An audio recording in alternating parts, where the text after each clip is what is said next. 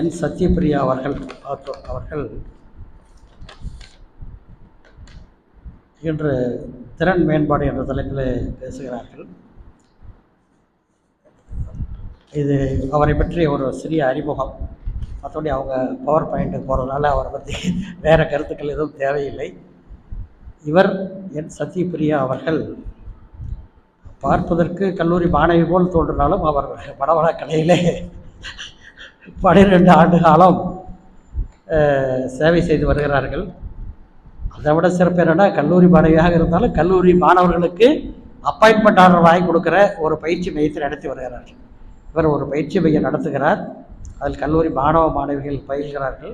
அவர்களுக்கு எப்படி இன்டர்வியூவில் கலந்துக்கிறது, இன்டர்வியூவில் என்ன கேள்வி கேட்பாங்க, என்ன மாதிரி பதில் சொல்ல வேண்டும், அங்கே கலந்து கொள்கிற பொழுது உங்களுடைய பாடி லாங்குவேஜ் எப்படி இருக்க வேண்டும், உங்களுடைய ட்ரெஸ், அந்த உடலின் மொழி, ஆடை அலங்காரம் போன்ற எல்லாவற்றையும் எப்படி வைத்துக்கொள்ள வேண்டும் என்றெல்லாம் அவர் அந்த கவுன்சிலிங்கிலே சொல்லுகிறார்.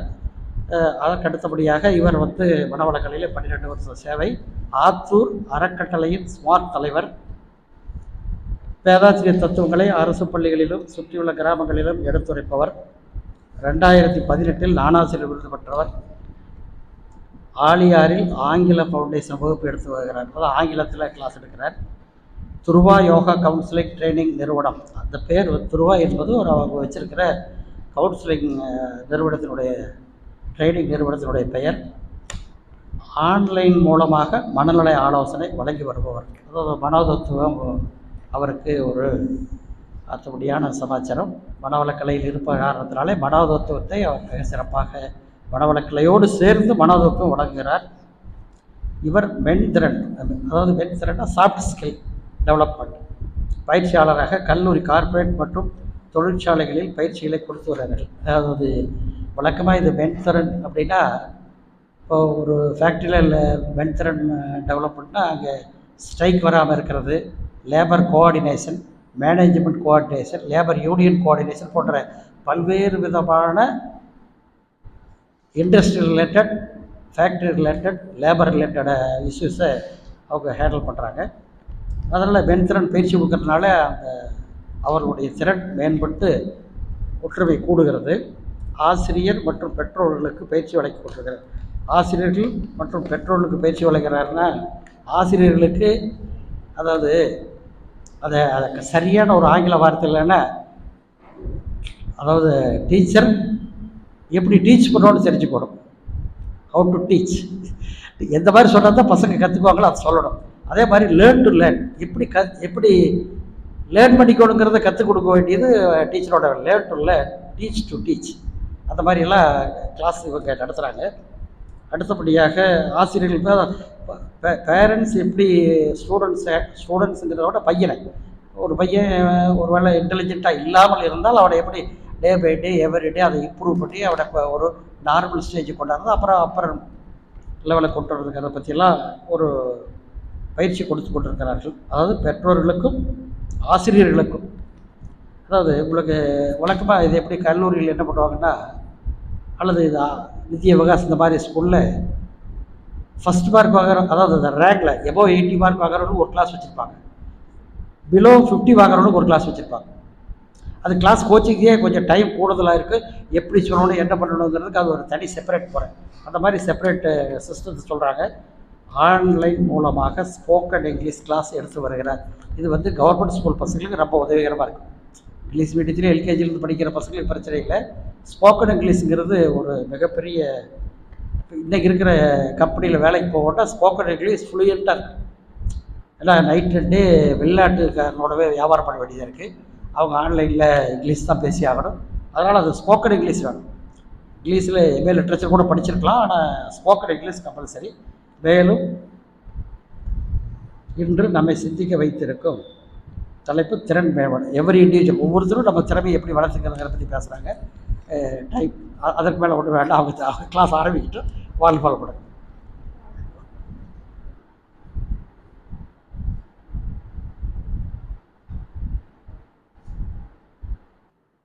சிந்தனையை, உடல் நலத்தை சீரமைத்து உய்வித்த குருவை வணங்கி வாழ்த்தி இன்றைய சிந்தனைக்குள். வாழ்க வையகம், வாழ்க வையகம், வாழ்க வளமுடன். குரு வாழ்க, குருவே துணை. அனைவருக்கும் அன்பார்ந்த இனிய மாலை வணக்கம். எப்படி இருக்கீங்க? இன்றைய தலைப்பு வந்து பார்த்திங்கன்னா திறன் மேம்பாடு. ஏன் அப்படின்னா, நம்ம இருக்கக்கூடிய நிலையிலிருந்து அடுத்தடுத்த நிலைகளுக்கு போகணும். எல்லாருமே கண்டிப்பாக எல்லா விஷயங்களும் தெரிஞ்சிருக்குங்க, தெரியாமல் கண்டிப்பாக யாருமே இல்லை. ஆனால் எந்த அளவுக்கு நாம் அதை அமுல்படுத்தி கொண்டிருக்கின்றோம் அப்படிங்கிறது நம்மளையே திரும்பி பார்த்தோம் அப்படின்னம்னா நிறைய விஷயத்துல நம்ம என்ன பண்ணியிருப்போம்னா தெரிஞ்சிருக்கோம், ஆனால் என்ன பண்ணாமல் இருந்திருப்போங்க, செயல்படுத்தாமல் இருந்திருப்போங்க. ஏன்னா தெரியறது அப்படிங்கிறது பார்த்தீங்கன்னா நமக்கு அறிவை கொடுப்பது. ஆனால் மாற்றங்கள் எங்கே நிகழும் அப்படின்னம்னா நாம் செயல்படுத்தும் போது மட்டுமே. அப்போ செயல்படுத்துறதுக்கு உண்டான பயிற்சி தான் உங்களுக்கு நான் கொடுக்குறேன். ஏன்னா மனவளக்கலை டாப்பிக்கை திரும்ப எடுத்தோம்னா நிச்சயமாக தெரிஞ்ச விஷயங்களாகவே நம்ம உள்ளே போவோம். ஸோ பயிற்சிகள் நம்ம கொடுக்கும்போது அது அந்த பயிற்சியை இந்த திறன் மேம்பாடு எப்போ கிடைக்கும், அது மனவளக்கலையில் இருக்கக்கூடிய பயிற்சிகளை பயன்படுத்தும் போது இந்த திறன் மேம்பாடு நமக்கு எவ்வளோ சிறப்பாக கிடைக்கும் அப்படிங்கிற 2 விஷயங்களையும் இன்றைக்கி நம்ம பார்ப்போங்க. ஸோ இந்த பயிற்சிக்கு அடுத்தது கடைசியில் முடிகிற 15 நிமிஷம் எப்பவும் போல் நீங்கள் தான் அதிகமாக பேசுவீங்க. அதனால் கடைசியில் பேசுகிறதுக்கு கொஞ்சம் தயாராகுங்கள், சரிங்களா? பேசுகிறேன்னா தனியாக 5 நிமிஷம் பேசுகிறது இல்லைங்க. நம்ம சப்ஜெக்டுக்கு கேட்கக்கூடிய வேலைக்கு நீங்கள் வந்து கொஞ்சம் இன்ட்ராக்ட் வந்து அதிகமாக பண்ணுற மாதிரி இருக்கும். ஸோ அனலைஸ் பண்ணிவிட்டு தயங்காமல் நீங்கள் என்ன அனலைஸ் பண்ணீங்களோ அந்த விஷயத்த ஒவ்வொருவருக்கா 1 நிமிஷம் 2 நிமிஷம் கொடுக்கப்படும். நீங்கள் அதை தயங்காமல் சொல்லணும், புரியுதுங்களா? இந்த பயிற்சியை நம்மளை மேன்மைப்படுத்துறதுக்கு தான். அதனால நான் தி பெஸ்ட் அப்படின்னு நினச்சி நம்ம பேசலை அப்படின்னம்னா நம்ம அடுத்த நிலைக்கு போகிறதுக்கு வாய்ப்பே இல்லை. எல்லாத்துக்குமே பயிற்சி அப்படிங்கிறது ஒரு வாய்ப்பு நம்மளையே மேன்மைப்படுத்துறதுக்கு, ரைட்? அப்போ இன்றைக்கி நாம் என்ன பார்க்க போகிறோம் அப்படின்னம்னா, புத்தகம் படிக்கிற பழக்கம் இருக்குங்களா? ஒரு காலத்தில். வெரி குட், ஐயா சொல்கிறத கரெக்ட். ஒரு காலத்தில். சரி, சமீபத்தில் என்ன புத்தகம் படிச்சீங்க?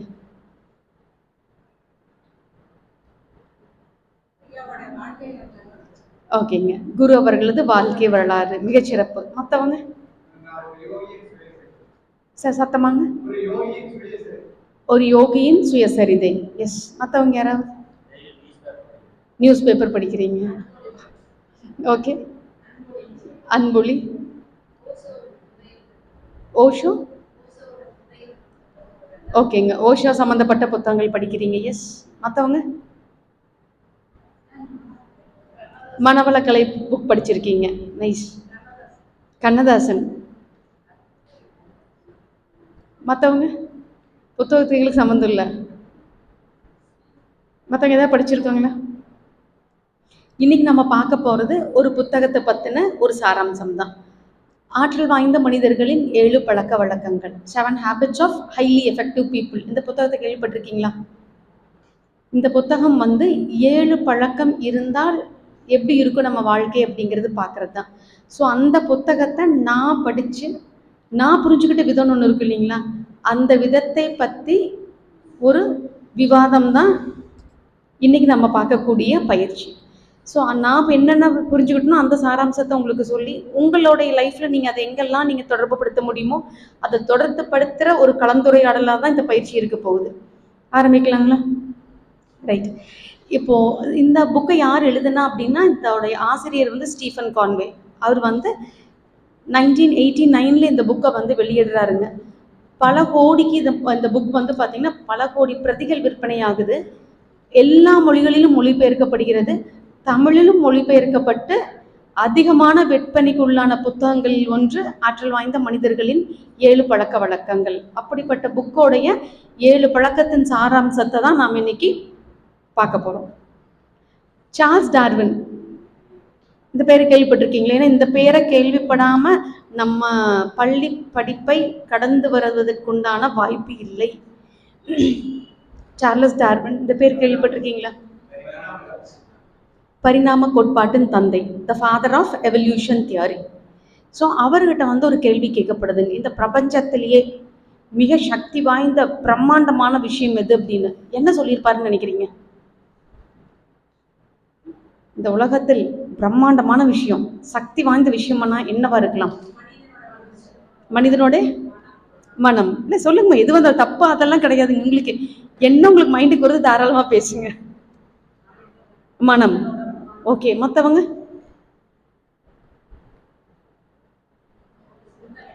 அவர்களது சிந்தனை எஸ்.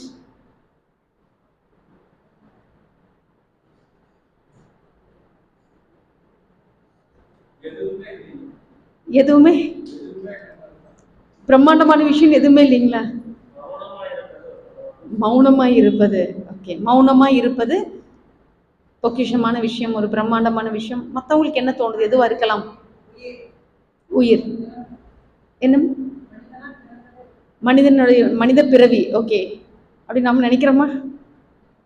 அப்படி நினைச்சிருந்தா பரவாயில்ல. என்னுடைய பிறப்பு பொக்கிஷமானது நினைச்சிருந்தோம் அப்படின்னு வைங்களேன், இவ்வளோ மன அழுத்தம், இவ்வளோ ஆங்ஸைட்டி, இவ்வளோ டிப்ரெஷன், இவ்வளோ ஸ்ட்ரெஸ், இவ்வளோ டென்ஷனுக்கு வேலையே இல்லை, அவசியமே இல்லை. எங்கள் வேலையில் இன்னும் ரொம்ப கம்மியாக இருக்கு. ஓகே, மிக பிரம்மாண்டமான பொக்கிஷமான விஷயமா சார்லஸ் டார்வின் என்ன பார்க்குறார் அப்படின்னா, இயற்கை, நேச்சர். இயற்கை தான் இந்த உலகத்திலேயே மிக பிரம்மாண்டமான விஷயமா பார்க்குறார். ஓகே, அடுத்தவருக்கு கொடுக்கக்கூடிய 2வது கேள்வி, இயற்கைக்கு அடுத்தது பிரம்மாண்டமான விஷயமா எதை பார்க்குறீங்கன்னு என்ன சொல்லியிருப்பாருன்னு நினைக்கிறீங்க? ஸோ அல்டிமேட்லி இயற்கை தான் உலகத்தில் இருக்கக்கூடிய பிரம்மாண்டமான விஷயம் வந்து நேச்சர் தான், ரைட்? இயற்கை அடுத்ததான் என்னவா இருக்கலாம்?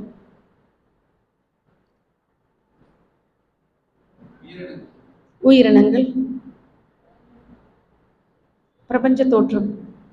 ஆமா, சப்ஜெக்டுக்குள்ளேயே போகாதீங்க, அந்த சப்ஜெக்ட் விட்டு வெளியில் வந்துருங்க. ஏன்னா நான் சப்ஜெக்டுக்குள்ளேயே போகல, இன்னைக்கு சப்ஜெக்டே உங்களுக்கு எடுக்கல. அதனால கொஸ்டின் ஆன்சர்ஸ் படிச்சது, பேராகிராஃப் படிச்சது, எக்ஸாம் எழுதுனது எல்லாம் தயவு செய்து மறந்துடுங்க. இந்த சப்ஜெக்ட் எதுவுமே இங்க வராது.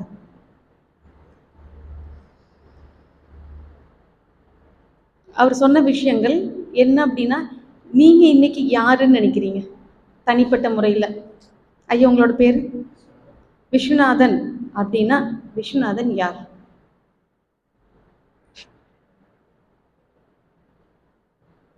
ஐயா, விஸ்வநாதன் யார் அப்படின்னு ஊருக்குள்ள என்ன சொல்லுவாங்க? இன்னாருடைய பையன். அடுத்தது இந்த தொழில் பண்றார். அடுத்தது இன்னாருடைய கணவர்னு சொல்லுவாங்க. அடுத்தது இன்னாருடைய அப்பான்னு சொல்லுவாங்க. அடுத்தது வெரி குட், வாழ்க வளமுடன். இது எல்லாம் ஒரு ஐடென்டிட்டியான, இதை தாண்டி ஐயாவுடைய ஐடென்டிங்கிறது எதுங்க? அவருடைய கேரக்டர், எப்படி பேசுறார், எப்படி பழகிறார், என்ன செய்யறார். அப்போ இன்னைக்கு அவர் ஒரு நிலையில் இருக்கிறார் அப்படின்னா அதற்கு முக்கிய காரணம் என்ன நினைக்கிறீங்க? கேரக்டர். அந்த கேரக்டர் எப்படி உருவாகுது? நம்மளுடைய பழக்க வழக்கத்தினால்தான் ஒரு கேரக்டர் உருவாகுதுங்க. இன்னாருடைய பையன்கிறனால, இன்னாருடைய கணவர்ங்கிறனால, இன்னாருடைய தாய் தந்தையர்னால ஒரு ஹேபிட் உருவாகுதுன்னா கண்டிப்பா கிடையவே கிடையாது. இதெல்லாம் நமக்கு கொடுக்கக்கூடிய அடையாளம். ஆனா அதை விட மிகப்பெரிய அடையாளம் என்ன அப்படின்னா, நான் யார் அப்படிங்கிறது யார் நிர்ணயிக்கிறான்னா, எங்கிட்ட இருக்கக்கூடிய பழக்க வழக்கங்கள் தான் நான் யார் என்பதை நிர்ணயிக்கின்றது. ஸோ இயற்கைக்கு அடுத்த பிரம்மாண்டமான விஷயமா சார்லஸ் டார்வின் பார்ப்பது பழக்கங்கள். சரி, பழக்கங்கள் அவ்வளோ முக்கியமா அப்படின்னு நினைச்சீங்கன்னு வைங்களேன், நம்ம லைஃப்ல இருக்கக்கூடிய பழக்கங்கள்ல எங்கிட்ட இருக்கிறது பெஸ்ட் அப்படின்னா டக்குன்னு எதை சொல்லுவோம்? ஒவ்வொருத்தரா கொஞ்சம் ஃபாஸ்டா சொல்லலாங்களா? அம்மாலேருந்து ஆரம்பிச்சிடலாம். அம்மா அலர்ட்டாக தான் இருக்கிறாங்க, ஆரம்பிச்சிடலாம். இறங்கிடுறீங்க. ஸோ ஈகோ வந்து சீக்கிரம் உடையப்படுகிறது. Very good. பார்க்க மாட்டேங்கிறீங்க, எடுத்தா சொன்னாக்காவாட்ட தான், அதுக்கப்புறம் தப்புன்னு இறங்கிடுறது. Very good. அக்கா நீங்க? உடற்பயிற்சி. ஸோ நீங்க மகரிஷியோட தத்துவங்களையும் அந்த எக்ஸசைஸை டிசிப்ளினா ஃபாலோ பண்றீங்க. Very good. அக்கா நீங்க? இல்லைங்க, இதில் தான் சொல்லணும். நீங்கள் எதில் வேணாலும் சொல்லலாம். காலையில் எழுந்திரிச்சு சமையல் ரூமுக்கு போனால் காலையில் டிஃபன் 4 ஐட்டம் பண்ணுறது கூட பழக்கம் தான், அதையும் கூட சொல்லலாம், தப்பு இல்லை. எல்லாருமே அதுக்கு உடற்பயிற்சிக்குள்ளேயே வந்துடாது. அடுத்து okay, so time management. Super. அக்கா நீங்கள்? ரியலைஸ் பண்ணுவீங்க. ஆனால் ரியலைஸ் பண்ணுறது கோவத்துக்கு எவ்வளோ இடைவெளி இருக்குது, அதுதான் ரொம்ப முக்கியம். ஓகே, அடுத்தது ஸ்ட்ரைட் ஃபார்வர்ட் தான். சட்டை பிடிச்சி நேராக கேட்டுறது, நல்லாவே கேட்டுருவீங்க. ஓகே, அம்மா?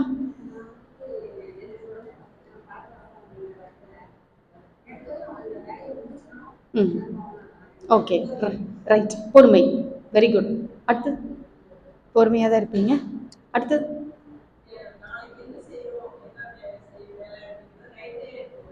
ஒரு பிளான் பண்ணிக்குவீங்க. எப்பவுமே அடுத்த நாள் என்ன பண்ணணுங்கிறது ஒரு பட்டியலிடப்படுகிறது. Very good. அக்கா நீங்க என்ன? சமையல், சமநிலை. Very good. Yes, planning. அம்மா நீங்க? நன்றி சொல்றீங்க. கிராட்டிடியூட். சூப்பர். வீட்டு வேலைக்கு தாண்டி எனக்கு எதுக்கு சம்மந்தம் இல்லை. ஓகேங்கம்மா, உங்களுக்கு டிஸ்டர்ப் பண்ணல. ஆனா நீங்க அமைதியா இருப்பீங்க, கரெக்டா செய்யணும். அக்கா நீங்க? சரியா செய்யணும். So to be perfect. Yes ஐயா.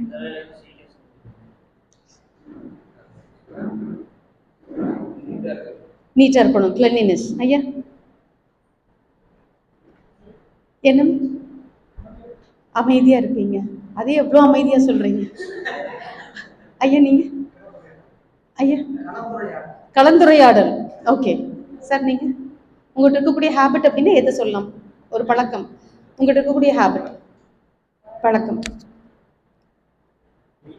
அமைதியா இருப்பீங்க. ஐயா எல்லாத்தையும் அமைதியா மாத்திட்டீங்களா? ஓகே, அப்படின்னு நினைக்கிறார். ஓகே ஐயா. நம்ப மாட்டார். நம்பிக்கையே இல்லை. ஐயா நினைச்சிருப்பாரு நம்புற மாதிரியா மனுஷங்க இருக்கிறாங்க.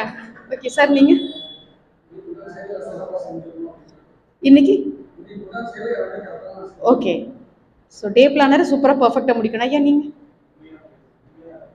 உண்மையா இருக்கணும்னு நினைக்கிறீங்க. ஐயா நீங்க? எதையோ ஒன்று பாப்பா விட்டுருட்டாரு. Okay sir. நீங்க சொல்லுங்க உங்களோட ஹேபிட். புதுசா கிரியேட்டிவிட்டி. ஓகே, ஆக்கத்திறன். நம்ம இருக்கக்கூடிய பழக்கம் இருக்கு இல்லைங்களா, அந்த பழக்கங்கள் எல்லாம் தான் நம்ம யார் அப்படிங்கிறதுக்கு உண்டான அடையாளம். இப்போ இந்த ஒரு பழக்கத்தை நம்ம சொல்றோம். இதே மாதிரி நல்ல பழக்கங்கள் இருக்கு, தேவையே இல்லை. தீய பழக்கம் சொல்ல முடியாது, நம்மகிட்ட அவ்வளோ மோசமான பழக்கம் இல்லைன்னு நினைக்கிறேன். ஸோ தேவையில்லாத பழக்கங்களும் இருக்கு. ஸோ இதுல என்னென்ன விஷயங்கள் நமக்கு தேவை அப்படிங்கிறத இந்த பயிற்சியில் நம்ம பார்க்க போறோம்.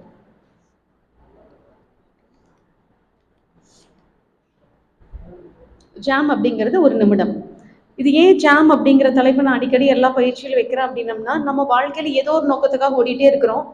ஆனா சில இடத்துல, பல இடத்துல நம்ம நினைச்சதை அடைய முடியுதுங்களா? நினைத்ததை அடைய முடிகின்றதா இல்லையா? சில இடத்துலயாவது இல்லை, சில சமயம் பல இடத்துல இல்லை. அதுக்கு காரணம் என்னன்னு நினைக்கிறீங்க? நம்ம என்ன இன்னும் முயற்சி செய்யணும்னு நினைக்கிறோம். Very good. வேற ஏதாவது? ஓடித்தான் இருக்கிறோம், ஓடாம இல்லை. திறமை வளர்த்திக்கணும், ஈடுபாடோட செய்யணும். ட்ரைனிங். ஓகே, ட்ரைனிங் யாருக்கு? நமக்கு. ஸோ செல்ஃபுக்கு ட்ரைனிங். அப்போ நான் நினைக்கக்கூடிய விஷயங்களை அடைய முடியாததற்கு என்ன காரணமா இருக்கும் அப்படின்னா சூழ்நிலைன்னு நினைக்கிறீங்களா? அது நம்ம சொல்ற காரணம் தானே. மக்கள் நினைக்கிறீங்களா மனுஷங்கன்னு? ஏன் நமக்கு ஈஸி இல்லை? இவங்கனால தான் நான் செய்யலை, இவங்க சொல்லியும் தான் நான் செஞ்சிருப்பேன். பிரச்சனையும் அவனால தான் சொல்றமா இல்லைங்களா? நமக்கு நாம இது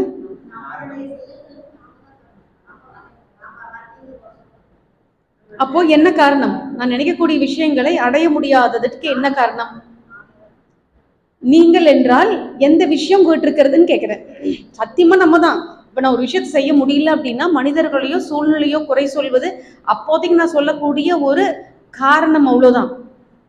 ஆனா என்னிடம் இருக்கக்கூடிய எது என் இலக்கை அடைய தடுக்கின்றது? இயலாமை, சோம்பேறித்தனம். ஓகே, சோம்பேறித்தனங்கிறது என்னங்க? தள்ளி போடுறது. ஓகே, ப்ரொகாஸ்டினேஷன், தள்ளி போடுறது. சோம்பேறித்தனம் முயற்சி எடுக்காம இருக்கிறது. பயம் சார் என்ன? ஆர்வமின்மை, டிஸ்இன்ட்ரெஸ்டட். ஓகே, அலட்சியம், லெத்தார்ஜிக். அக்கா சொல்லுங்க சத்தமா, புரியலிங்க. கர்மம். நல்லா சொல்லி கொடுத்துட்டீங்கன்னா நிறைய ஓவர்லோட் பண்ணிருக்கிறீங்க அக்காக்கு, நல்லா தெரியுது. ஓகே, ஆனா கடைசியில எல்லாத்தையும் கர்மா தாங்க, அதை நான் ஒத்துக்கிறேன். ஆனா சப்ஜெக்ட் ஆரம்பத்திலே சொல்லிட முடியாது இல்லைங்களா? ஓகே, ஸோ எங்கிட்ட இருக்கக்கூடிய பழக்கம் தான் தடுக்கின்றது. ஹேபிட். நான் பயந்துக்கிறேன் அப்படின்னா அதுவும் ஹேபிட் தான். நான் தைரியமா இருக்கேன்னா அதுவும் ஹேபிட் தான். நான் கோவப்படுறேன்னா ஐயா சொன்னா பாரு, நான் பொறுமையா இருப்பேன், அதுவும் ஹேபிட் தாங்க. அப்ப இந்த பழக்கங்கள் அத்தனையும் தான் என்னோட இலக்கை நான் அடைகிறதற்கும் அடையாமல் இருப்பதற்கும், கிட்ட போறேன் ஆனாலும் இன்னும் அடைய முடியல, அதற்குண்டான கேப் இருந்துட்டே இருக்கிறது அத்தனைக்கும் சூழ்நிலையோ இது யாரும் காரணம் கிடையாது. நான் மட்டுமே, என்னுள் இருக்கக்கூடிய பழக்கம் மட்டுமே காரணம். ஸோ ஹேபிட்ஸ் தான் நம்மளை கம்ப்ளீட்டா என்ன பண்ணுதுங்க, டாமினேட் பண்ணிட்டு இருக்கு. நம்ம என்ன நினைக்கிறோம், ஹேபிட் தானே அப்படின்னு நினைக்கிறோம். அந்த பழக்கம் மட்டும்தான் என் இலக்கை அடைவதற்கு எனக்கு எதிரியாக நிற்கின்றது. அதை ஃபர்ஸ்ட் நம்ம நல்லா புரிஞ்சுக்கணும். சூழ்நிலைகள் மேலும் மனிதர்கள் மேலும் நம்ம குறை சொல்வது நம்மளுடைய இயலாமை. என்னால முடியாத போது நான் என்ன பண்ணலாம், யாரை வேணாலும் குறை சொல்லிட்டு இருக்கலாம். ஆனா நான் நினைச்சிட்டேன் அதை செய்யணும் அப்படின்னா அந்த இலக்கு என்னுடையது. அப்ப என் பழக்கத்தை மாத்திக்கிட்டா மட்டும்தான் நான் என்ன பண்ண முடியுங்க, அடைய முடியும். நான் செட் பண்ணி வச்சிருக்கிற சின்ன இலக்காகட்டும் பெரிய இலக்காகட்டும் எப்ப என்னால் அடைய முடியாது அப்படின்னா அதை அடைவதற்குண்டான சில பழக்கங்கள் இருக்கணும். அது இருந்தாதான் நான் அடைய முடியும். ஆர்டினரி மேனுக்கு எக்ஸ்ட்ராடினரி மேனுக்கு என்ன டிஃபரன்ஸ் நினைக்கிறீங்க? சாதாரண மனிதனுக்கும் அசாதாரண மனிதனுக்கும் என்ன வித்தியாசம் நினைக்கிறீங்க? அலட்சியப்படுத்துறாங்க. வேற என்ன ரீசனா இருக்கும்? என்னங்க? உடனுக்குடன் முடிவெடுப்பது. ஸோ டெசிஷன் மேக்கிங் ஸ்கில் ஃபாஸ்டா இருக்கு. எஸ், உழைப்பும் இருக்கு. ஸோ எப்போ நீங்க வந்து எக்ஸ்ட்ராடினரியா சக்சஸ்ஃபுல் பீப்புளை நீங்க பாக்குறீங்களோ, மிகப்பெரிய வெற்றியாளர்களை பாக்குறீங்களோ, பின்னாடி கொஞ்சம் புரட்டி பாருங்க, அவங்களோட பழக்கங்கள் எக்ஸ்ட்ராடினரியா இருக்கும். நீங்க ஹேபிட்ஸ் மட்டும் இல்லாம ஒரு விஷயத்தை நீங்க அடைவதற்குண்டான சாத்தியமே கிடையாது. அப்ப அடிப்படையே என்னங்க, எங்கிட்ட இருக்கக்கூடிய ஹேபிட்ஸ், அந்த பழக்கத்தை மாத்தினா மட்டும்தான் என் இலக்குகளை அடைய முடியும். ஜாம் அப்படிங்கிறது ஜஸ்ட் அ மினிட், ஒரு நிமிடம். நீங்க ஓடிக்கிட்டே இருக்கோம், ஆனா எதை நோக்கி ஓடுறோம்? பல விஷயங்கள் கனவுகள் இருக்கு, ஆனா அதெல்லாம் ஏன் அடைய முடியல அப்படின்னா அதற்கு தகுந்த பழக்கங்கள் எங்கிட்ட இல்லை அல்லது போதுமான அளவு இல்லை. அதுல என்ன பழக்கம் ரொம்ப அவசியம் அப்படின்னா, வெற்றி வாய்ந்த மனிதர்கள் அனைவரும் கொண்டாடுகின்ற ஒரு 7 பழக்கங்கள் இருக்கு. அந்த 7 பழக்கங்களை பத்தி பார்க்க போறோம். அதுல எந்த அளவு நம்ம இருக்கு இல்லை அப்படிங்கிறது தான் இன்னைக்கு நம்ம அனலைஸ் பண்ண போறோம். முதல் பழக்கம், பி ப்ரோஆக்டிவ். ஆங்கிலம் பிடித்தவர்கள் ஆங்கிலத்தில் எழுதவும். தமிழ் தான் எனக்கு வரும் புரியும்னா தமிழ் எழுதிக்குங்க.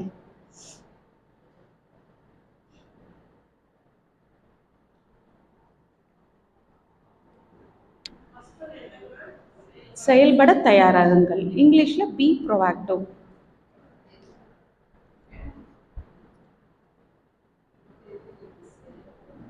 தெரியுதுங்களா?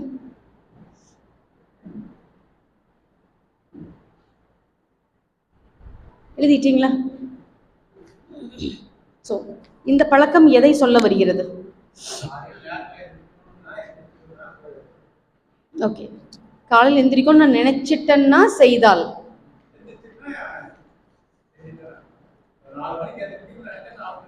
ஓகே, நினைத்ததை செய்வது. ஓகே, நெக்ஸ்ட் இதை பார்க்குறப்ப உங்களுக்கு என்ன தோணுது? Routine work. ஓகே, பி ப்ரோஆக்டிவ்க்கு வேற ஏதாவது தோணுதா? செயல் இறங்குங்க. மற்றவங்களுக்கு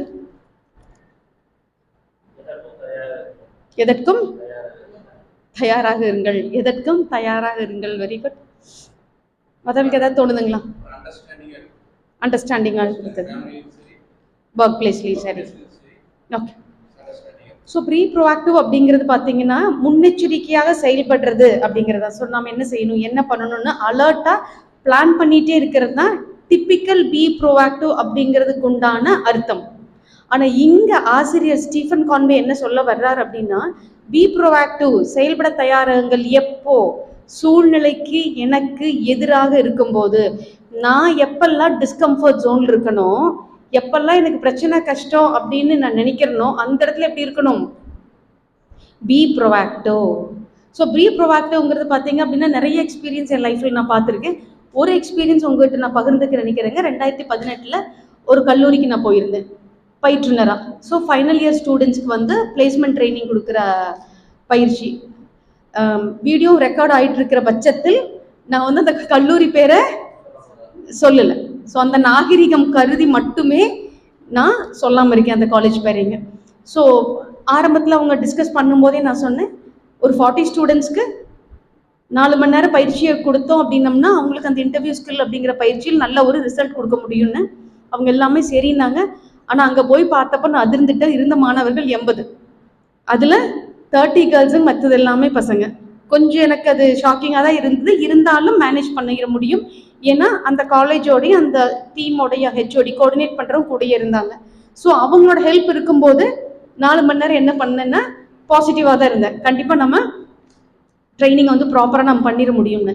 ஏன்னா தன்னம்பிக்கை பேச்சாளருக்கும் பயிற்றுனருக்கும் இருக்கக்கூடிய ஒரே வித்தியாசம் என்ன அப்படின்னா, ஸ்பீக்கருக்கும் ட்ரெயினருக்கும் ஸ்பீக்கர் வந்து எந்த ரிசல்ட்டையும் கொடுக்க வேண்டியது இல்லைங்க. வந்தேன்னா 2 மணி நேரமா 4 மணி நேரமா நீங்கள் எவ்வளோ சொல்கிறீங்களோ நான் பேசிட்டு போயிட்டே இருக்கலாம். நானும் ஸ்பீக்கர் கூட தான், நானும் பேச்சாளர் தான். ஆனால் அதை செய்யலாம், அது ஈஸி. அந்த ட்ரெயினர் அப்படின்னா குழந்தைகளை புரிய வைக்கணும், செயல்படுத்தணும், என்ஷூர் பண்ணி ஆகணும். அவங்களுக்கு புரிஞ்சிருக்கா, செயல்பட தயாராக இருக்காங்களா. பயிற்றுனரோட வேலை கொஞ்சம் சவால்கள் அதிகமாக இருக்கக்கூடிய வேலை.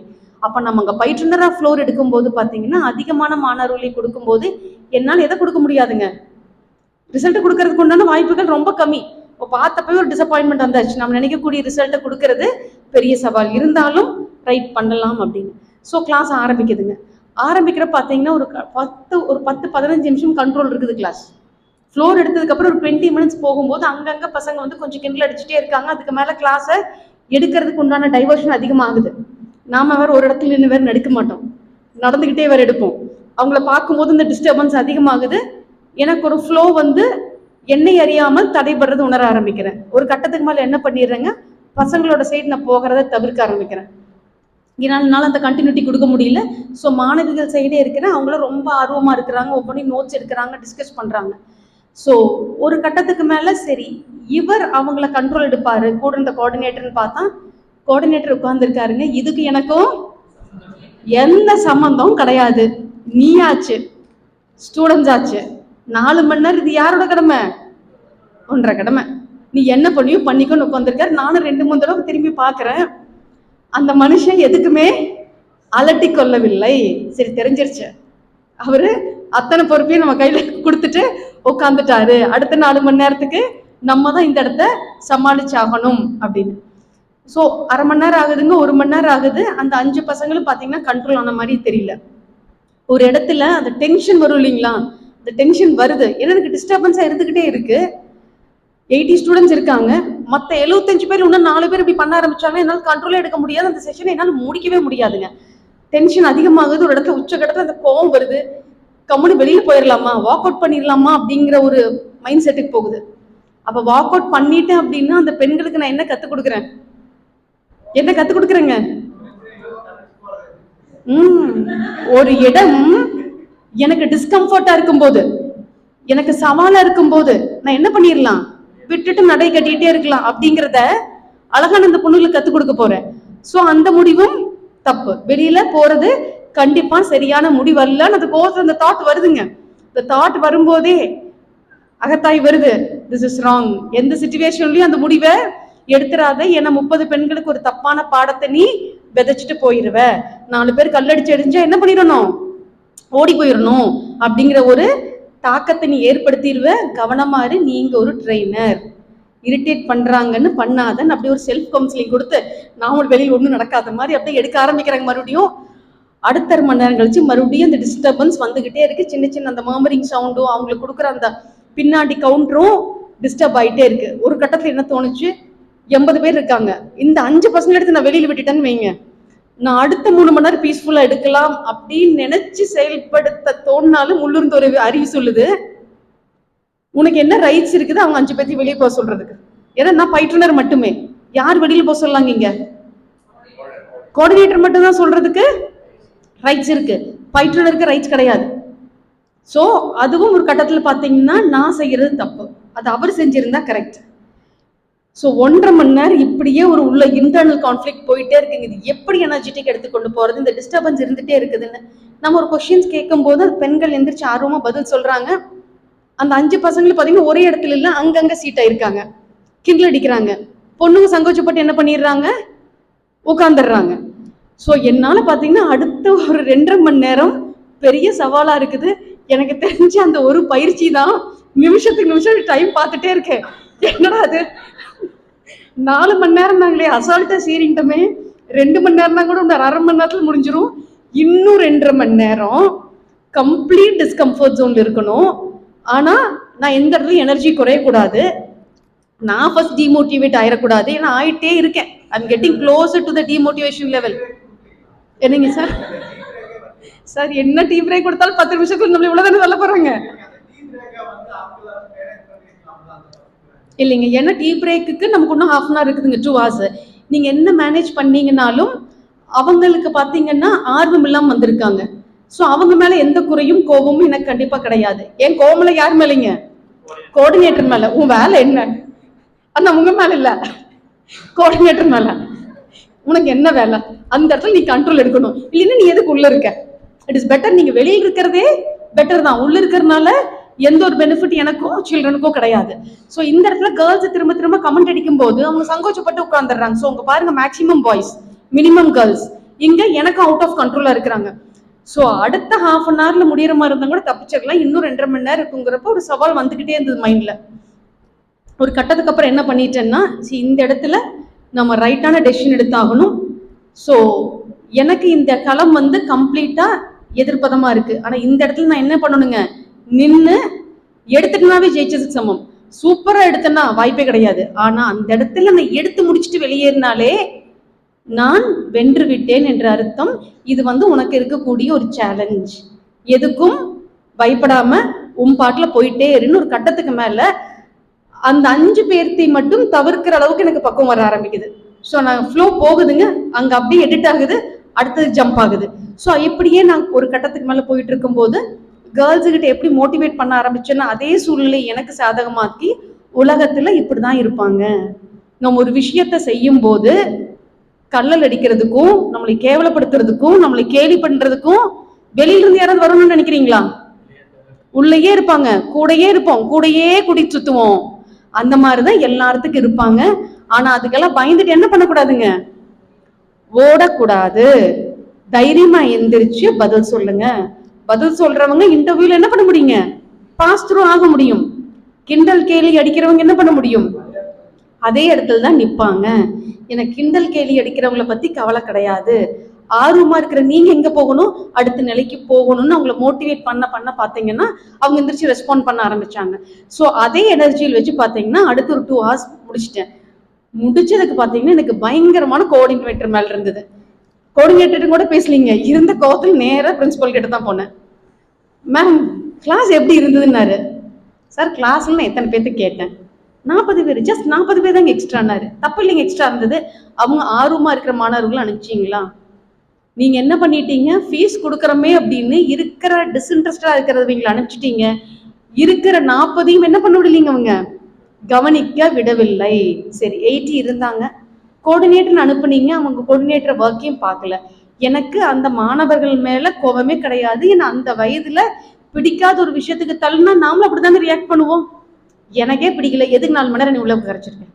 அப்ப தள்ளினவங்க மேல தப்பை தவிர அந்த மாணவர்கள் மேல 1% கூட தப்பு கிடையாது. எனக்கு அவங்க மேல எந்த வருத்தமும் கிடையாது. ஏன்னா அவங்களோட வயது, அவங்களுக்கு பிடிக்காத விஷயத்த தள்ளும் போது அவங்க அப்படி நடந்துகிட்டாங்களே தவிர அதை தள்ளினது யாரு, அதை கண்ட்ரோல் எடுக்காது யாரு? தயவு செய்து இந்த விஷயத்த இனி அடுத்த ட்ரெயினருக்கு என்ன பண்ணிடாதீங்க, செஞ்சிடாதீங்க அப்படின்னு. அந்த இடத்துல நான் வெளியில வண்டி எடுத்துட்டு வரும்போது நினைச்ச ஒரே விஷயம், எந்த பழக்கம் எங்கிட்ட இருந்ததுனால தப்பிச்சுங்க, பி ப்ரோஆக்டிவ். அந்த இடம் 4 மணி நேரமாக என் வசம் இல்லை, எனக்கு சாதகமாகவே இல்லை. ஆனா எனக்கு சாதகமா இல்லாத ஒரு இடத்துலயும் நம்ம பழக்கம் எங்க இருக்கணுங்க, ப்ரோஆக்டிவா இருக்கணும். இங்க நான் செயல்பட்டு காமிக்கணும். எனக்கு கம்ஃபர்டபுளா இருக்கிற இந்த இடத்துல நான் 2 மணி நேரம் 4 மணி நேரம் இருக்கிறது பெரிய விஷயமே கிடையாதுங்க. அந்த மாதிரி இடத்துல எனக்கு சாதகமே இல்லாத இடத்துல நான் எடுக்கிறேன் பாத்தீங்களா, அப்ப அந்த பழக்கம் பி ப்ரோஆக்டிவ் இருந்தா தான் எடுக்க முடியுமே தவிர, இல்ல அப்படின்னா நடுவாண்ட கோவம் வரப்ப 2 எண்ணம் வந்தது பாத்தீங்களா, ஒன்னா வெளியேறுவது, இல்லைன்னா மாணவர்களை வெளி அனுப்புவது. அதுல செயல்பட்டிருந்தேன் அப்படின்னா அன்னைக்கு நான் ஒரு பயிற்றுனராக தோற்றிருப்பேன். கண்டிப்பா அது என்னுடைய பெரிய ஃபெயிலியரா இருக்கும். ஸோ இந்த மாதிரி ஒவ்வொரு இடத்துலையுமே நம்மளோட ஹேபிட் தான் அங்க நிக்க வைக்க முடியும் தவிர, இந்த இடத்துல சூழ்நிலையை நான் குறை சொல்ல முடியுங்களா? எல்லா நாளுமே என்னுடைய நாளா இருக்குமா? எனக்கு சாதகமா இருக்குங்களா? எனக்கு பாதகமான நாள் நிறைய இருக்கும். நிறைய இடத்தில் இதை நம்ம சந்திக்க தயாராக வேண்டும். அதற்கு ஒரு பழக்கம் என்னங்க? B proactive. செயல்பட தொடங்குங்கள். எங்கே? என்னுடைய களம் எனக்கு சாதகமாக இல்லாத போது அந்த களத்தில் நீங்க சிக்ஸர் அடிக்கிறதா பெரிய விஷயம். எல்லாமே கம்ஃபர்டபுளா இருக்கு, அதில் நீங்க ஜெயிப்பது முழுமையான வெற்றி கிடையாது. எந்த இடத்தில் எனக்கு பாதகமாக செயல்பாடுகள் நடக்கிறதோ அந்த இடத்துல என்ன பண்ணணுங்க? நின்று தைரியமா ஃபேஸ் பண்ணி நம்ம வேலையை முடிக்க தெரியணும். ஸோ அதுக்கப்புறம் பார்த்தீங்கன்னா பி ப்ரோஆக்டிவ்ங்கிறது வாழ்க்கையின் ஒரு அங்கமாவே ஆயிடுச்சுனால அதெல்லாம் ரொம்ப ஈஸி ஆயிடுச்சுங்க அதுக்கப்புறம். ஏன்னா அந்த நாள் என்னுடைய ஃபர்ஸ்ட் எக்ஸ்பீரியன்ஸ் அப்படிங்கிறனால ரொம்ப தடுமாறுனேன். பட் அதுலேயும் நான் பாசிட்டிவாக தான் வெளியே வந்தேன்.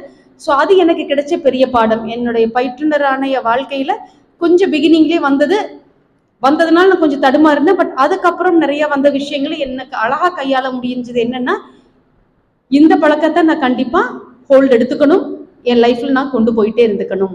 ஸோ இது புரிஞ்சுதுங்களா? நீங்க செயல்படும் போது கேலி செய்யலாம், கிண்டல் செய்யலாம், என்ன வேணாலும் நடக்கலாம்.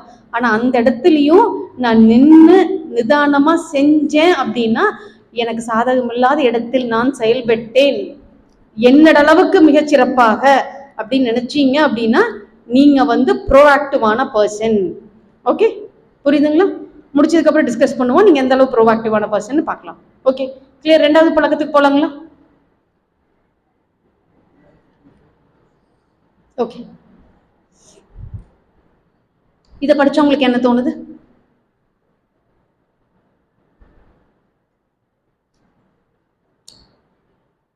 Begin with the end in mind.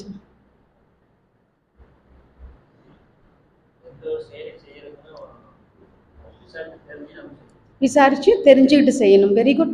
மற்றவங்க? எஸ், ஹெல்ப்புக்கு ஒருத்தர் வச்சுக்கணும், சப்போர்ட்டிவா நமக்கு யாராவது இருக்கணும். ஓகே,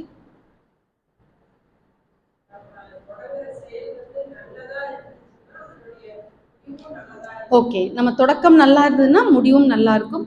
மற்றவங்களோட கருத்து?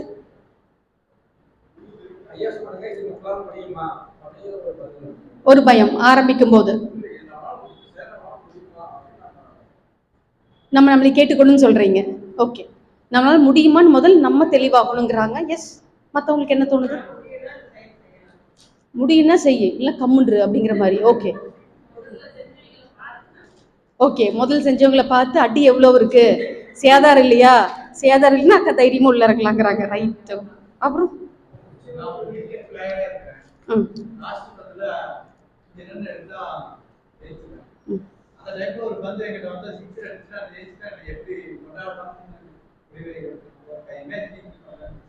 Okay, very good. சார் சொன்ன அதே விஷயம்தான். என் முடிவு ஒரு விஷயத்தை நான் தொடங்கும் போது என்னவா இருக்கும் என்று வியூகித்து அதன் அடிப்படையில் என் செயல்பாடுகளை அமைப்பது. புரியுதுங்களா? புரிஞ்ச மாதிரி இருக்கா? ஐயா சத்தியமா புரியலட்டார். ஒரு விஷயம் நான் செய்யணும்னு நினைக்கிறேன், அந்த விஷயத்தோட முடிவு எப்படி இருக்கணும்னு நான் தெரிஞ்சுக்கிட்டு புரிஞ்சுக்கிட்டு என்னோட செயல்பாடு இருக்கணும். தெரிஞ்சுட்டு அந்த தெரிந்த பின் என் செயல்பாடை தொடங்குவது. ஸோ இந்த 1.5 மணி நேரம் எனக்கு இந்த ட்ரைனிங் ப்ரோக்ராம் இருக்கு அப்படின்னா முடிவு எப்படி இருக்குன்னு தெரிஞ்சிட்டு நான் செயல்பட ஆரம்பிப்பது தான் begin with end in mind. முடிவு என்னவா இருக்கும் என்று தெரிந்து கொண்டு புரிந்து கொண்டு அந்த செயலை தொடங்குங்கள். ரைட். இப்போ ஒரு சின்ன எக்ஸ்பெரிமெண்ட்டுங்க. இது நான் ட்ரைனிங் போகும்போது நான் எக்ஸ்பீரியன்ஸ் பண்ணினது. எது என்னோட வாழ்க்கையில் ஒரு சின்ன தாக்கத்தை ஏற்படுத்தியது. இப்போ ஒரு 5 நிமிஷம் பேப்பர் பெண்ணெல்லாம் கீழே வச்சுட்டு ரிலாக்ஸ்டாக கைவிரல்களை கோர்த்து கண்கள் மூடி தூங்கிடாதீங்க. நான் சொல்லக்கூடிய வர்ணனையோட உங்களோட வாழ்க்கை அப்படியே பயணிச்சு கொண்டு வாங்க. ஓகேங்களா? கண்ண முடியல, தூக்கம் வருதுன்னு தூங்கிடாதீங்க. இது ஒரு 5 நிமிஷம் ஆகும். நல்லா ஆழ்ந்த சுவாசம் எடுத்துக்கலாம்.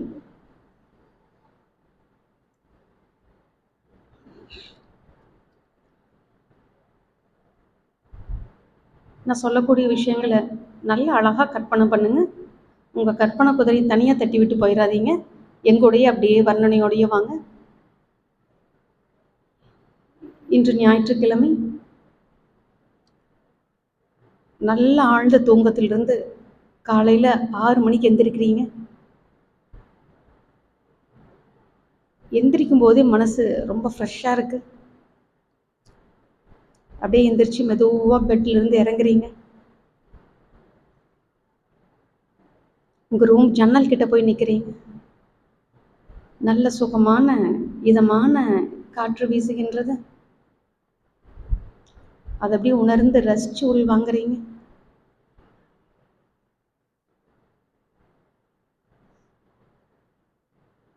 ஆரம்பமே ரொம்ப அனுமையாக இருக்குங்கிற புத்துணர்வோடு குளிக்க போகலான்னு நீங்கள் கபோர்டு நீக்கி உங்கள் பீரோ நீக்கி ட்ரெஸ் எடுக்க போகிறீங்க. நீங்கள் ரொம்ப நாளாக வாங்கணும்னு நினச்சிட்டு இருந்த அந்த ட்ரெஸ் கபோர்டில் இருக்குது. உங்களுக்கு ஒரே சந்தோஷம். இல்லை, ரொம்ப நாளாக நினச்சிட்டு இருந்தோமே, இந்த ட்ரெஸ் நம்மளோட கபோர்டில் இருக்கே, வீட்டில் யார் வாங்கி வச்சுருப்பாங்களே அப்படின்னு ஒரு சந்தேகத்தோடையும் சந்தோஷத்தோடையும் இந்த ட்ரெஸ் எடுக்கிறீங்க. போய் சந்தோஷமாக குளிச்சுட்டு அந்த ட்ரெஸ்ஸை போட்டு வெளியே வர்றீங்க. இன்றைக்கி ஆரம்பமே ரொம்ப அமர்க்கலமாக இருக்குன்ட்டு அப்படியே சாப்பிட்றதுக்கு மெதுவாக டைனிங் டேபிள் கிட்ட போகிறீங்க. அங்கே போய் உட்காந்தோன்னையும் டேபிளை பார்த்தோன்னே உங்களுக்கு இன்னும் இன்பதிர்ச்சி. எனக்கு பிடிச்ச வெரைட்டி எல்லாம் டேபிளில் செஞ்சு வச்சுருக்காங்க. சே, என்னடா அது, என்றைக்குமே இல்லாத இன்றைக்கெல்லாம் ரொம்ப அழகாக நடக்குது, அற்புதமாக நடக்குதுன்ட்டு உங்களுக்கு பிடிச்ச விஷயங்கள் அத்தனையும் ரசித்து ருசித்து சாப்பிட்றீங்க.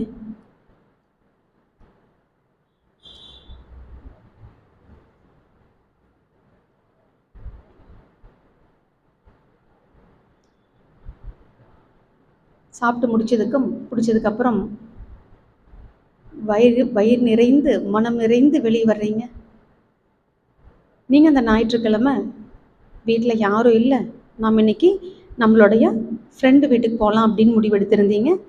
ஸோ ஃப்ரெண்டு வீட்டுக்கு போகிறதுக்கு கீழே இறங்குறீங்க. வீட்டுக்கு வெளியில் வந்து நீங்கள் வண்டி எடுக்கலான்னு நினைக்கும்போது உங்களுக்கு ரொம்ப பிடிச்ச வண்டி, ரொம்ப நாளாக வாங்கணும்னு ஆசைப்பட்ட வண்டி ரெடியாக சாவியோடு நிற்குது. உங்களுக்கு சந்தோஷம் தலைகால் புரியல. என்னடா, நான் ஆசைப்பட்ட வண்டி என் வீட்டுக்கு முன்னாடி வந்து எனக்காக நின்றுட்டுருக்கு அப்படின்னு அந்த வண்டியில் ஏறி உட்காடுறீங்க. ரொம்ப சந்தோஷமாக அந்த வண்டியை ஓட்டிகிட்டு போகிறீங்க உங்களோட ஃப்ரெண்டு வீட்டுக்கு. எப்போவுமே போகிற வழியில் சாலை முழுவதும் அதீத இரைச்சல் கூட்டம் இருக்கும். அன்றைக்கி ஒரு லக்கி டே. அப்படியே ரோடு ஃப்ரீயாக இருக்குது. உங்களுக்கு பிடிச்ச பாட்டை கேட்டுட்டு அந்த பாட்டோடு இணைந்து பாட்டு பாடிட்டு சந்தோஷமாக உங்கள் ஃப்ரெண்டு வீட்டுக்கு போகிறீங்க.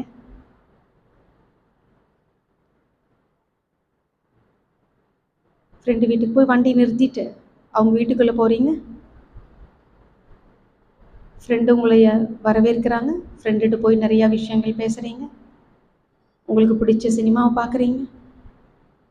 கொஞ்சம் நேரம் ஆனதுக்கப்புறம் நம்ம வீட்டுக்கு கிளம்பலாம் அப்படின்னு சொல்லி ரொம்ப சந்தோஷமான மனோநிலையில் வெளியே வர்றீங்க. வண்டியில் ஏறி திரும்ப வரும்போதும் அதே மாதிரி சாலையில் கூட்ட நெரிசல் இல்லை, அருமையாக இருக்குது கிளைமேட்டு. பிடிச்ச பாட்டை கேட்டுட்டு அதோட அப்படியே பாட்டு பாடிக்கிட்டே வீட்டுக்கு வர்றீங்க. ரொம்ப உற்சாகமாக இருக்கீங்க, சந்தோஷமாக இருக்கீங்க. இந்த மாதிரி ஒரு ஞாயிற்றுக்கிழமை நம்ம வாழ்க்கையில் பார்த்ததே இல்லையே அப்படிங்கிற ஒரு பேரின்பத்தோடு வந்துட்டுருக்கீங்க. உங்களோட தெரு முனையை நீங்கள் திரும்புகிறீங்க. தெரு முனையை நீங்கள் திரும்பும்போது உங்கள் வீட்டுக்கு முன்னாடி கொஞ்சம் கூட்டம் நிற்கிறத பார்க்குறீங்க. இன்னைக்கு வீட்டில் யாரும் இல்லையே, சரி வீட்டுக்கெல்லாம் வந்திருப்பாங்க, இருந்தாலும் யாராக இருக்குன்னு ஒரு யோசனை இருந்துக்கிட்டே இருக்குது. கொஞ்சம் கொஞ்சமாக கிட்ட நெருங்குறீங்க. கூட்டம் அதிகரிக்கிறது பார்த்தோன்னையும் ஒரு சின்ன பயம் வர ஆரம்பிக்குது. என்னவா இருக்கும், என்ன ஆயிருக்கும், இவ்வளோ கூட்டம் எதுக்கு நிற்குது அப்படின்னு ஒரு பதட்டம் வருது. இன்னும் 2-3 அடி கிட்ட நெருங்கும் போது உங்களுடைய பதட்டம் அதிகமாகின்றது. படபடப்பு அதிகமாகுது, பயம் அதிகமாகுது. எனக்கு கிட்ட வர வர கூட்டம் அதிகமாக இருக்கிறது உங்களுக்கு தெரியுது. அவசர அவசரமாக வண்டி நிறுத்திட்டு பதட்டத்தோடு கீழே இறங்கி போகிறீங்க. எல்லாரும் அழுகிறத பார்க்குறீங்க. பயமும் பதட்டமும் மேலோங்க எல்லாத்தையும் நகர்த்தி விட்டுட்டு வீட்டுக்குள்ளே போகிறீங்க. யாருக்கு என்னாச்சு அப்படிங்கிற பயம் உங்களுக்கு அதிகமாக இருக்குது. சுற்றி பார்க்கும்போது உங்கள் வீட்டு அன்பர்கள் எல்லோரும் இருந்து அழுதுட்ருக்காங்க. என்னடா நம்ம வீட்டில் எல்லோரும் இருக்காங்களே, யாருக்கு என்னாச்சுன்னு கூட்டத்தை நகர்த்தி பார்க்கும்போது நீங்க அங்க படுத்திருக்கீங்க, உங்களோட கால் கட்டப்பட்டு இருக்கிறது. அப்பதான் உங்களுக்கு விஷயமே புரியுது, என்னுடைய நிலை இப்ப என்ன அப்படின்னு. உங்க குடும்பத்தினர் அழுகுறாங்க, அவங்ககிட்ட போய் நீங்க சமாதானம் சொல்றீங்க. நீங்க கடைசியா சொல்ல வேண்டிய விஷயங்கள் சிலது இருக்கு, அதெல்லாம் கத்தி அழுது கதறி பார்த்து சொல்றீங்க. எதுவுமே அவங்களுக்கு கேட்கல. என்ன விஷயங்கள் பகிரணும்னு நினைச்சீங்க? முக்கியமா சொல்ல வேண்டிய விஷயங்கள் இருக்கு. இதையெல்லாம் பலமுறை முயற்சி பண்றீங்க, யாருக்கும் எதுவும் கேட்கல. ஒரு கட்டத்தில் உங்களுக்கு இயல்பு என்னன்னு புரியுது. அந்த ஹாலில் ஒரு ஓரத்துல போய் நின்று கம்முன்னு உட்காந்துடுறீங்க. இனி எதுவும் நான் செய்ய முடியாது அப்படிங்கிற நிலை முழுவதுமா உணர்ந்து அமைதியா இருக்கீங்க. உங்களை வெளியில் எடுத்துட்டு போறாங்க. எடுத்துட்டு போனதுக்கு அப்புறம் வீட்டுக்கு எதிர்த்த மாதிரி ஒரு மேடை அமைக்கப்படுகிறது. அதுல 4 நாட்காலி போடுறாங்க. உங்களுக்கு இது கொஞ்சம் வித்தியாசமா இருக்கு. என்ன 4 நாட்காலி போடுறாங்க என்னன்னு ஒரு ஆர்வமா அதை கவனிக்கிறீங்க. முதல் நாட்காலியில உங்களோட குடும்ப அன்பர் உட்கார்றாரு. அடுத்த நாட்காலியில உங்களது நெருங்கிய உறவினர். 3வது நாட்காலியில உங்களது நெருங்கிய தோழர்.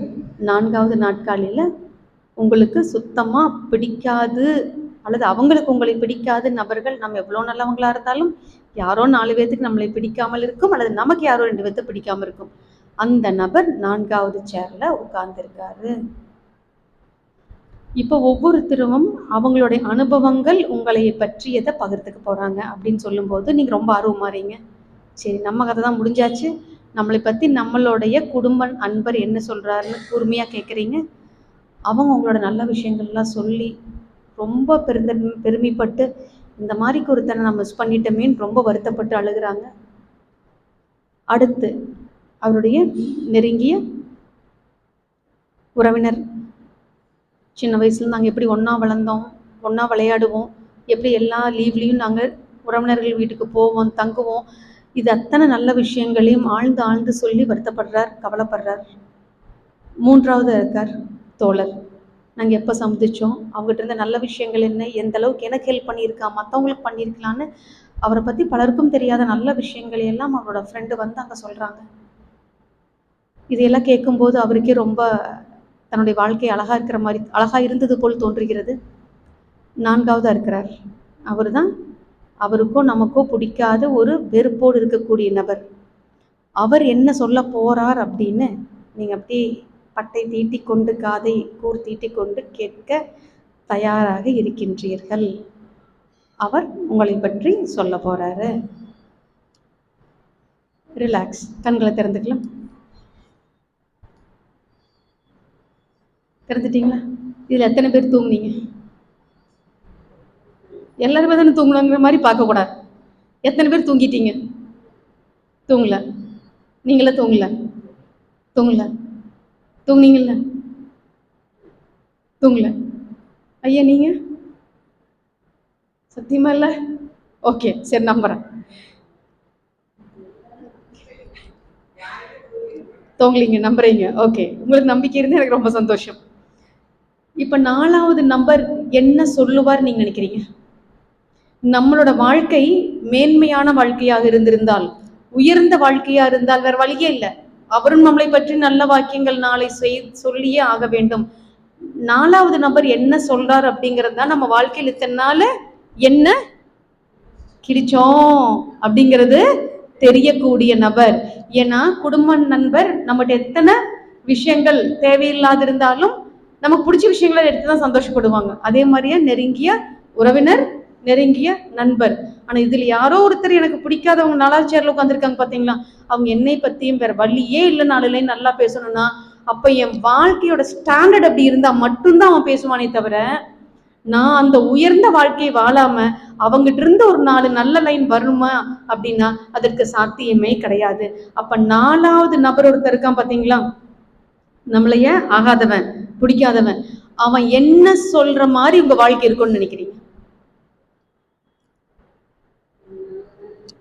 அவன் நல்லவன் சொல்லணும். ஓகே, மற்றவங்களுக்கு கொஞ்சம் ஃபாஸ்டா சொல்லாங்களா? எஸ் ஐயா, உங்களுக்கு அவன் நல்லவன் சொல்லணும். எஸ், அப்படி இல்லைங்க. அவன் என்ன சொல்லுவான்ட்டு இல்ல, நீங்க என்ன எதிர்பார்க்கிறீர்கள் அவன் சொல்ல வேண்டும்னு. என்கிட்ட இனிமே என்னோட கேள்வி உங்களுக்கு புரியல. நான் சொல்றது புரியுதுங்களா? நீங்க பாராட்டி தான் பேசணும்னு எல்லாம் எதிர்பார்ப்பேன். நீ என்னை திட்டுங்க, என்னை கழுவி ஊத்துங்கன்னு நான் சொல்லுவேன். நல்ல விஷயங்களை சொல்லுங்கன்னு சொல்லும் போது எனக்கு பிடிக்காத எப்ப நல்ல விஷயம் நீ பத்தி சொல்லுவான்? நான் ஏதாவது நல்ல 4 விஷயம் செஞ்சிருந்தால் மட்டும்தானே சொல்ல முடியும். அப்போ என்னோட லைஃப் ஸ்டாண்டர்டா இருந்தது அப்படின்னா மட்டும்தான் சொல்ல முடியும்.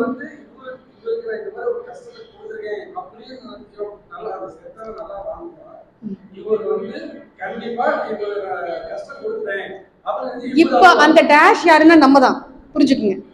இறந்தவர்னு சொல்றீங்களா, அது யார்? நான் செல்ஃப், நானு. அப்ப எனக்கு பிடிக்காதவ அங்க வந்து 4 லைன் பேசணும்னா என்ன பேசணும்னு எதிர்பார்க்கறீங்களா? என்னுடைய நேரடி கேள்வி.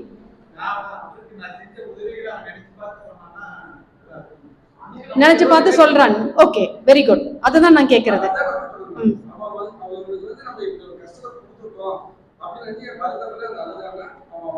வாழ்க்கை ஒரு அர்த்தமுள்ள வாழ்க்கையாக இருக்கும், ரைட்?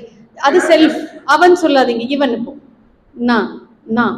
நான் அப்படிங்கிறது இப்ப பார ஆரம்பிங்க. அவனே கிடையாது, தேர்ட் பர்சனே கிடையாது. நான் இல்லாத பொழுது எனக்கு பிடிக்காத நபர் 4 லைன் பேசணும் அப்படின்னா என்ன பேசும் என்று நீங்கள் நினைக்கிறீர்கள்?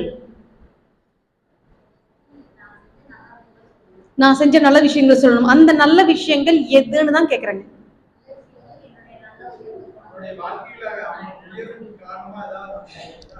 ஓகே, இப்பவுமே என்னோட கேள்வி செஞ்சிருந்தோம்னா இல்ல செஞ்சிருக்கணும்னு நினைக்கிறீங்களா? நான் இப்ப என்ன கேட்கறேன்னா ஆப்ஷனே கேட்கல. உங்க வாழ்க்கை லைஃப் எப்படி இருக்கணும்னு நினைக்கிறேன், அதுதான் என்னுடைய கேள்வி. இருந்திருந்தாலும் சொல்லியிருக்காதீங்க, இருக்கணும்னுங்கிறத நான் கேட்கிற கேள்வியே. புரியுதுங்களா? புரிஞ்சுதுங்களா? அப்ப என்ன பதில்?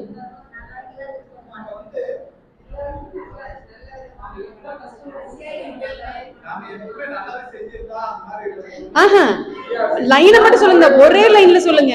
நான் நல்லா செஞ்சிருக்கேன், அன்னைக்கு வந்து இவன மாதிரி மனுஷன் இல்லையான்னு சொன்னான்னு நான் செஞ்சிருந்தான்னு சொல்லாதீங்க. நீங்க செய்யணுங்கிறதுக்காக நான் சொல்லிட்டு இருக்கேன். புரியுதுங்களா? புரியுதுங்களா? அவன் என்ன சொல்ல வேண்டும் நினைக்கிறீங்க? நான் கெட்டது செஞ்சிருந்தாலும் அவர் எனக்கு நல்லது செஞ்சிருந்தாருன்னு. Very good. ஓகே, நான் அவர் கெட்டது செஞ்சாலும் எனக்கு அவர் நல்லதான் செஞ்சாரு அப்படிங்கிறது.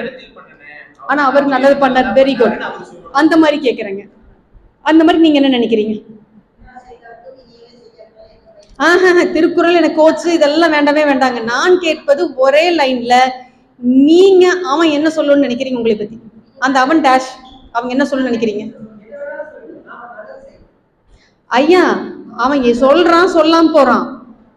இந்த அசஸ்மெண்ட் எதுக்கு அப்படின்னா அவன் என்ன சொல்லணும்னு நினைக்கிறீங்களோ அதுதான் உங்களோட வாழ்க்கையோட இலக்கு. புரியுதுங்களா? என் எதிரி இவங்களால ட்ரெயினரே இல்லப்பா அப்படின்னு சொன்னாங்கன்னா நான் தான் ஒரு நம்பர் 1 ட்ரெயினர் அப்படின்னா அது என்னோட எதிரியா நான் சொல்லணுங்கிறது என்னோட ஆசை. அப்படி நான் கேட்கிறேன், உங்களது ஆசை என்ன? என்னை பார்த்து பாராட்டுறான். Okay, very good. அடுத்தது என்னை உயர்ந்தவன்னு சொல்லணும். Very good. என்னை பெருமையா பேசணும். Very good. இவங்களோட பெஸ்ட் யாரும் கிடையாது. Very good, very good, excellent. இவராட்ட நான் வாழ்ந்து காட்டணும். சோ அந்த ஸ்டாண்டர்ட் ஆஃப் லிவிங் இருந்தாதான் அந்த வார்த்தை வருமே தவிர நான் ஏனோ தான் ஒரு வாழ்க்கை வாழ்ந்துட்டு என்னோட எதிரி என்னை பாருங்க இருக்கிறனே கல்லடி அடிப்பான், அது வேற. நான் சொல்வது என் இறுதி நாள் என்ற போது அவன் என்னை பத்தி 4 வார்த்தை உயர்ந்து சொல்றான் அப்படின்னா என்னோட வாழ்க்கை அவ்வளவு ஸ்டாண்டர்டா இருந்தா மட்டும்தான் இருக்குமே தவிர இல்லை என்றால் அதற்கு வாய்ப்பில்லை. அப்ப இதோடைய கருத்து என்னன்னா என்னோட வாழ்க்கை எப்படி இருக்கணும்னா என்னோட எதிரியும் நினைச்சு இவன் கடைசியில் ஜெயிச்சான்டா, நின்னான்டா, செமடா, சான்ஸே இல்லடா, இவனை போய் நம்ம தப்பா பச்சணுமே, இவனை போய் நம்ம அவமானப்படுத்தணுமே நினைக்கிற அளவுக்கு என்னோட வாழ்க்கை இருக்கணும். அப்படின்னா என் வாழ்க்கை எப்படி இருந்திருக்கணுங்க? அப்படி இருந்திருக்கணும். புரியுதுங்களா? சோ என்னை பத்தி ஒருத்தர் எப்போ பிடிக்காதவர்கள் பேசுவார்கள் என்றால் என்னுடைய கிராஃப் அப்படி இருக்கணும், என்னோட தன்மை அப்படி இருக்கணும். சோ என்னோட வாழ்க்கையில் நான் என்ன வேணும் அப்படிங்கிறதுக்கு நிர்ணயம் பண்றதுதான் இந்த விஷயம். இருந்திருக்கலாம் பண்ணிருக்கலாம்ங்கிற வாய்ப்பே கிடையாது. அவன் சொல்றான், அவன் செய்யறான் அப்படின்னா என்னோட வாழ்க்கை அதை நோக்கி போகணும். அந்த லைனை நான் அடைகிறதுக்கு உண்டான செயல்பாடுகளை நான் ஒவ்வொரு நாளும் செய்ய வேண்டும். நான் அன்னைக்கு எழுதின விஷயங்கள் இது கிட்டத்தட்ட 8 வருஷத்துக்கு முன்னாடி நடந்த பயிற்சி. நான் எழுதின விஷயங்களை நோக்கி தான் இன்னைக்கு வரைக்கும் ஒவ்வொரு நாளும் நகர்ந்து கொண்டிருக்கின்றேன். அவருக்காக அல்ல. நான் எழுதி வச்சேன் பாத்தீங்களா, அந்த லைனை யார் அடையணும்? நான் ரீச் பண்ணணும். யாருக்காக? For me, for only me. அப்படின்னா அந்த இடத்தை நான் அடைய வேண்டும். ஸோ இங்கிருந்து நம்ம தெரிஞ்சுக்கிறது என்ன அப்படின்னா, begin with end in mind. எனக்கு பிடிக்காத நபரும் கூட என்னை பற்றி ஒரு வாக்கியம் நான் நினைக்கிற மாதிரி சொல்லணும்னா என்னோட வாழ்க்கை அவ்வளவு அர்த்தமுள்ள வாழ்க்கையாக, வெற்றிகரமான வாழ்க்கையாக இருக்க வேண்டும். எஸ், புரிஞ்சுதுங்களா? எஸ். தேர்ட்,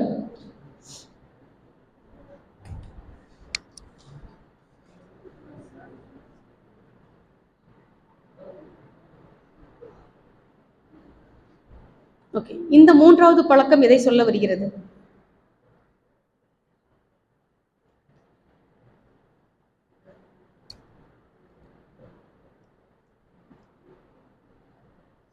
இது கொஞ்சம் கஷ்டமான ஹேபிட் தான். எப்பவுமே ஒரு நல்ல விஷயங்கள் செய்யும் போது நம்ம என்ன சொல்லுவாங்க? செஞ்சிட்டோம்னா நம்ம செய்ய மாட்டோமே, அதுதான பிரச்சனை. நான் ஒரு விஷயத்தை செய்ய வேண்டும், செய்யவில்லை என்றால் என்ன சொல்லுவேன்? என்ன சொல்லுவோம்? கஷ்டமா இருக்குன்னு. ஐயோ தம்பி நிறைய கஷ்டப்பட்டியாட்டு இருக்கு தங்கம். அது கஷ்டமா இருக்குன்னா செஞ்சா, நம்ம செய்யாதுக்கு முன்னாடி ஒன்று சொல்லுவோம் பாத்தீங்களா, என்ன? டைம் இல்ல, டைம் இல்ல. நான் காலையில இருந்து என்ன பண்ணுங்கிறது நமக்கு தெரியும். ஆனா என்ன சொல்லுவாங்க? டைம் இல்லை. உண்மையாலுமே நல்ல விஷயங்கள் செய்யறதுக்கு டைம் இல்லைங்களா? சோம்பேறித்தனம். உடல் நல்லா இருக்கணும், உடற்பயிற்சி செய்யணும் அப்படிங்கிறது நமக்கு எல்லாம் தெரியும். எத்தனை பேர் தினமும் செய்யறோம்? ஓகே, தவம் ரொம்ப நல்லதுன்னு தெரியும். எத்தனை பேர் தவம் செய்யறது டெய்லியும்? ஓகே, சந்தோஷம். 7-8 பேர் இருக்கிறது. அகத்தாய்வு, என்னை அகத்து ஆய்ந்து கொள்வது மிக சிறப்பான விஷயம் தெரியும். எத்தனை பேர் தினம் செய்யறோம்? அப்பப்போ. ஓகே, அப்பப்போ செய்யறோம். இதுக்கெல்லாம் நம்ம ஒட்டுமொத்தமா சொல்லக்கூடிய காரணம் என்ன? டைம் இல்லை. நம்ம சோம்பேறிகளை ஒத்துக்கிறதுக்கு நல்லவங்களே கிடையாதுங்க. இது இங்க ஒத்துக்குவோம், வெளியில கேளுங்க. டைம் இல்லை, டைம் இல்லை. டைம் இல்லைன்னு சொல்றதே முதல்ல ஒரு சபை கட்டுங்க. காரணம் சொல்பவர்கள் காரியங்கள் செய்வதில்லை, காரியங்கள் செய்பவர்கள் காரணங்கள் சொல்வதில்லை. டைம்ங்கிறது எப்ப இல்லைன்னு சொல்லுவேன்னா, என் பட்டியலில் முதலிடத்தில் இல்லாத போது நான் என்ன சொல்றேன்? டைம் இல்லைன்னு சொல்றேன். டைம் இல்லைங்கிற விஷயமே போய் எப்ப எனக்கு நேரம் இல்லைன்னு நான் சொல்ல ஆரம்பிச்சிட்டனோ, இயற்கை எனக்கு அந்த விஷயங்களை கொடுக்கறதுக்கு வாய்ப்பே இல்லை. ஏன்னா ஏற்கனவே நீ பிஸியா தான் இருக்க, உனக்கு டைமே இல்லை. புதுசா 4 விஷயத்தை கொடுத்தீங்கன்னா மட்டும் நீ செஞ்சிட போறியா? வாய்ப்பே கிடையாது. ஏற்கனவே ஃபுல்லி லோடட், எனக்கு டைமே இல்லை பாஸ். யோசிச்சு பாருங்க. தயவு செய்து டைம் இல்லைங்கிற வார்த்தைய உங்க வாயில சொல்லிடாதீங்க. வரக்கூடிய வாய்ப்பும் சொல்லாம என்ன இருங்க, ஓடியே போயிரும். ஏன்னா பாஸ் முதல்ல பிஸியா இருக்காரு, நம்மளை எப்படி யூஸ் பண்ணிக்க போறாரு? வாய்ப்பே கிடையாது. தயவு செய்து டைம் இல்லைன்னு சொல்லாதீங்க. எனக்கு பிடிக்கலன்னு சொல்லுங்க, நான் ஒத்துக்கிறேன். ஐ எம் நாட் இன்ட்ரெஸ்டட் சொல்லுங்க, அந்த நேர்மைக்கு சல்யூட். ஆனா எனக்கு டைம் இல்லைங்கிற வார்த்தையை தயவு செய்து பயன்படுத்தாதீங்க. டைம் இல்லைன்னு சொல்றதுக்கு உண்டான வாய் என்ன சொல்கிறது? பொய் சொல்கிறது. ப்ரையாரிட்டி அப்படின்னு ஒண்ணு இருக்குதுங்க. எது எனக்கு தேவையோ அதை நான் செய்கிறேன். சாப்பிட டைம் இல்லைங்களா? சாப்பிட்றோம்ல. தூங்க டைம் இல்லையா? தூங்குறோம்ல. மற்ற வேலைகள் செய்வதற்கு என்ன இல்லைங்க, எனக்கு மனசு இல்லை, எனக்கு இன்ட்ரெஸ்ட் இல்லை, டைம் இல்லா கிடையவே கிடையாதுங்க. ஒவ்வொரு செயல்பாடுகளும் பாத்தீங்கன்னா வாரத்துல எல்லாத்துக்கும் 7 நாட்கள் தானே, ஒரு நாள் எல்லாத்துக்கும் 24 மணி நேரம் தானே. சாதிக்கிறவங்க இதுல இருந்து தானே சாதிச்சிருக்க முடியும். கடன் வாங்கியிருக்க முடியுமா? காசு பணத்தை கடன் வாங்கலாம். நாட்களை, நேரத்தை, கடந்து போன நாட்களையும் கடந்து போன நேரத்தையும் வாங்கும் அளவுக்கு இந்த உலகத்தில் செல்வந்தர்கள் யாருமே இல்லை. ஆனா அந்த டைம் எப்படி யூஸ் பண்ணிட்டு இருக்கோம்? நிறைய வேஸ்ட் பண்ணிட்டு இருக்கோம். ஸோ பட்டியலிடுங்கள். இன்னைக்கு நான் என்ன செய்யணும் அப்படின்னு நீங்க பட்டியல் இட்டுட்டீங்க அப்படின்னா, டைம் இல்லைங்கிற வார்த்தை சாத்தியம் நினைக்கிறீங்களா? அதை நாம தூக்கி போட்டுருவோம். முதல் என்ன, இன்னைக்கு என்ன ப்ரையாரிட்டி, இன்னைக்கு எது முக்கியம், நான் எதை செய்யணும் அப்படின்னு நீங்க பட்டியல் இட்டுட்டீங்க வைங்களேன், செஞ்சிட முடியும். ஆனா நம்ம என்ன பண்ண மாட்டோம்? பட்டியலே போட மாட்டோம். ஏன்? அப்பதான் அந்த நாளைக்கு விட்டுறலாம். நான் எக்ஸசைஸ் பண்ணாமல் இருக்கிறதுக்கு, மன்றத்து போக டைம் இல்லை, அகத்தாய்வு பண்ண டைம் இல்லை, என்னை பற்றியே அகத்தாய்வு பண்ண டைம் இல்லை, வேற எதுக்கெல்லாம் டைம் இருக்கு?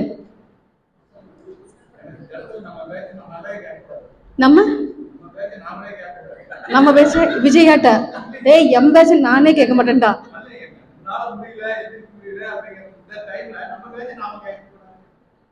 சோம்பேறித்தனமா இருக்கக்கூடாதுன்னு ஐயா அப்படின்னு நாசுக்கா சொல்றாரு. சரிங்களா? எந்த இடத்துலையும் தயவு செய்து டைம் இல்லைன்னு சொல்லாதீங்க. டைமை நம்ம சரியா பயன்படுத்திக்கிறது இல்லை. இயற்கை நமக்கு தேவையான நேரத்தையும் காலத்தையும் கொடுத்துள்ளது. கரெக்டா பண்ணணும் அப்படின்னா நீங்க உங்க மனசுல ஒரு பட்டியலிடுங்க, எதை தான் நான் ஃபர்ஸ்ட் செய்யணும் இன்னைக்கு. அதுக்கப்புறம் இருக்கக்கூடிய நேரத்துல என்ன பண்ணலாங்க, மற்ற வேலைகளை நம்ம செய்யலாம். அடுத்தவங்க சொன்னா நமக்கு பிடிக்குமா? பிடிக்காது. பிடிக்குங்கிறீங்களா? பிடிக்காது. எனக்கா பிடிச்சாதான் செய்வேன், உங்களுக்கா பிடிச்சா மட்டும்தான் நீங்க செய்ய முடியும். அப்ப நீங்க உங்களுக்குள்ளேயே யார் அப்பாயிண்ட் பண்ணலாம்? ஒரு மேனேஜர்.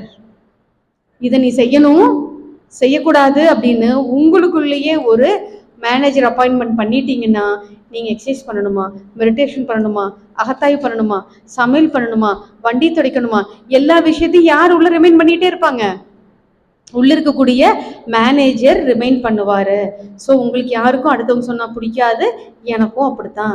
அப்ப யார் உள்ள அப்பாயின்ட் பண்ணி வச்சுக்கலாம்? ஒரு மேனேஜர் அப்பாயின்மெண்ட் பண்ணி வைங்க. அந்த மேனேஜர் உங்களுக்கு சொல்லட்டும்.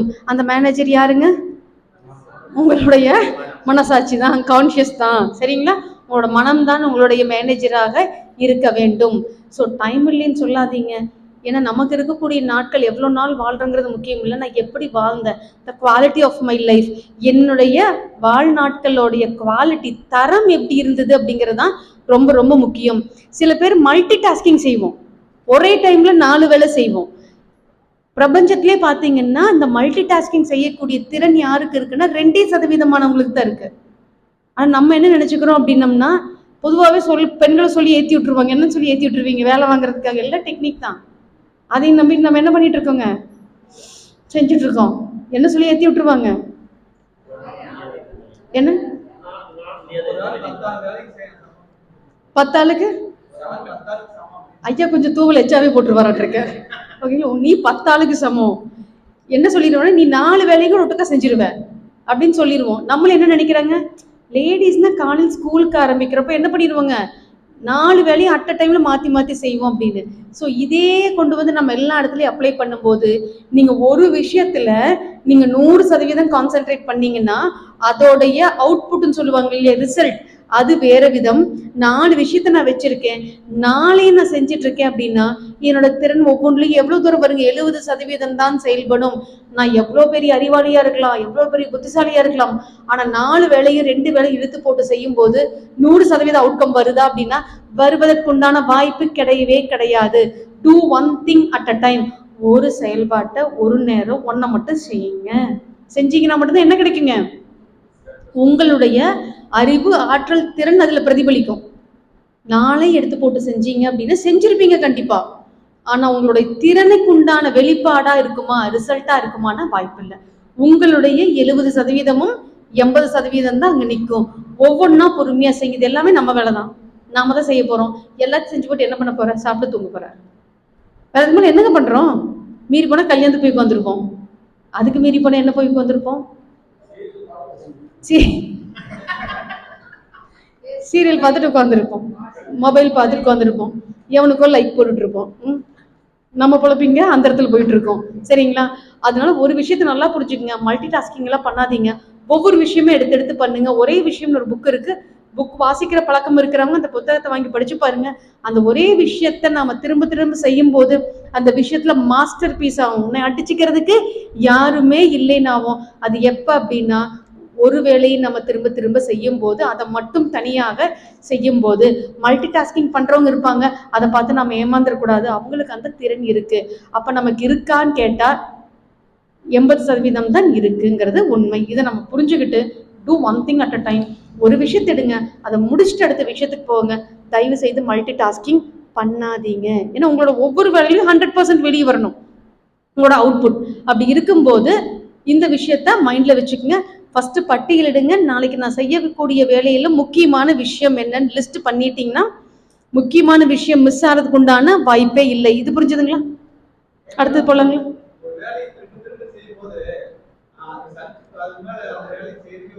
சார் ஒரு உதாரணத்துக்கு சொல்லுங்க ஐயா. உதாரணத்துக்கு எந்த வேலையை சொல்றீங்கன்னு தெரியல. அது நிறைய இருக்குதுங்கிறார் ஐயா. என்னங்க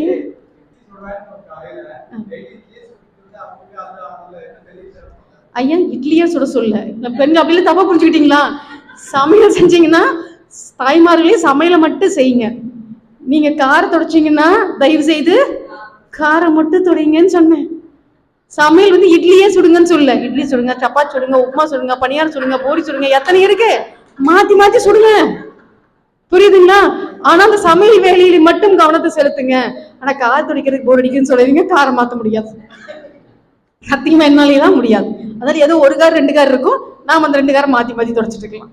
ஓகேங்களா? நீங்க செய்யக்கூடிய வேலை பயிற்றுனர் என் வேலைன்னா இந்த வேலைக்கு நான் ஃபுல்லா கான்சியஸா இருக்கணுமே தவிர, இல்ல அப்படின்னா என்னுடைய 80% எகெயின் நான் கொடுக்க முடியும். புரியுதுங்களா? நீங்க செய்யக்கூடிய வேலைகள் நீங்க தினமும் புதுசு புதுசா வேலை செய்ய முடியாது. மொத்தமா நமக்கு ஒரு 7-8 வேலை இருக்குமா? அவ்வளவுதான் இருக்கணும். அவ்வளவுதான் இருக்கும். மீறி போனா சரி ஜென்ஸுக்கு இது ஒரு 10 வேலை இருக்கலாம், தெரியல விரக்தியா பாக்குறீங்க, என்னவோ இப்படி சொல்லிட்டேன்னு. ஓகே 10 வேலை நீங்க பாருங்க. ஆனா அந்த 10 வேலையும் ஒத்த வேலையா பாருங்கன்னு சொல்றேன். 4 வேலையை ஒட்டுக்கா போட்டு ஜாம் பண்ணாதீங்க, அடுத்த 4 வேலையை ஒட்டுக்கா போட்டு மிஸ் பண்ணாதீங்க. ஒவ்வொரு வேலையை செஞ்சீங்கன்னா உங்களுடைய 100% வெளியே வரும். அதனால டெய்லி இட்லி போட மாட்டாங்க ஐயா, பயந்து கொள்ளாதீர்கள். ஓகே, புரிஞ்சுதுங்களா? இப்படிதான் சந்தேகம் இருந்தா கேட்டுருங்க. என்னங்க சாப்பாடு டெய்லி அதான் சாப்பிடுறீங்களா ஐயா? உங்களுக்காக 2 பேர் வருத்தப்படுறாங்க.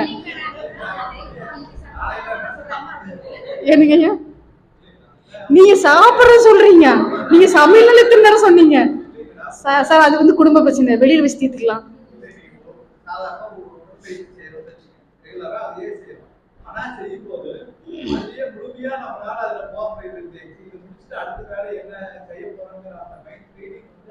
இல்லைங்க, அதனாலதான் குரு சொல்றாரு, நீங்க பயிற்சி செய்யும் போது உங்க சுவாசத்தை கவனிங்க, உடல் அசைவு கவனிங்க, உடலுக்குள்ள என்ன சொல்லுங்க, இன்ஸ்ட்ரக்ஷன் கொடுங்க. எனக்கு உங்களுக்கு ஒரு டயபெட்டிக்ஸ் இருக்குது, அந்த இடத்துல பிரச்சனை இருக்குது கணையத்துல, பயிற்சி செய்யும் போது கணையம் நன்றாக வேலை செய்து கொண்டிருக்கிறது, அதுல இருந்து என்ன சுரக்குதுங்க, இன்சுலின் நன்றாக சுரந்து கொண்டிருக்கிறது. நீங்க ஏன் அங்க கம்யூனிகேட் பண்ணக்கூடாது? ஏன் வெளியில போறீங்க? நமக்குள்ளேயே பண்றதுக்கு நிறைய இருக்கு. உங்களுக்கு மைக்ரேன் ஹெட்டேக் இருக்குதுன்னா பயிற்சி செய்யும் போது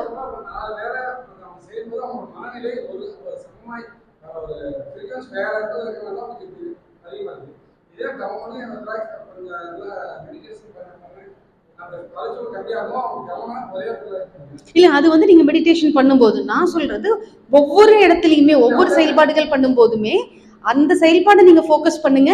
அடுத்த செயல்பாடுகள் மனம் போகுது, ஆனா நீங்க தான் என்ன பண்ணணுங்க, கடிவாளம் பிடிச்சி இழுத்து நான் என்னோட வேலை செய்யறேன்னா அதுல நீங்க திரும்ப திரும்ப என்ன பண்ணணுங்க, போக்கஸ் பண்ணணும். உங்களோட ஒர்க்ல ஃபுல் போக்கஸ் பண்ணணும். அதுதான் மல்டி டாஸ்கிங் வேண்டாம் அப்படிங்கிறதுங்க. புரிஞ்சுதுங்களா? புரிஞ்ச மாதிரி இருக்குது.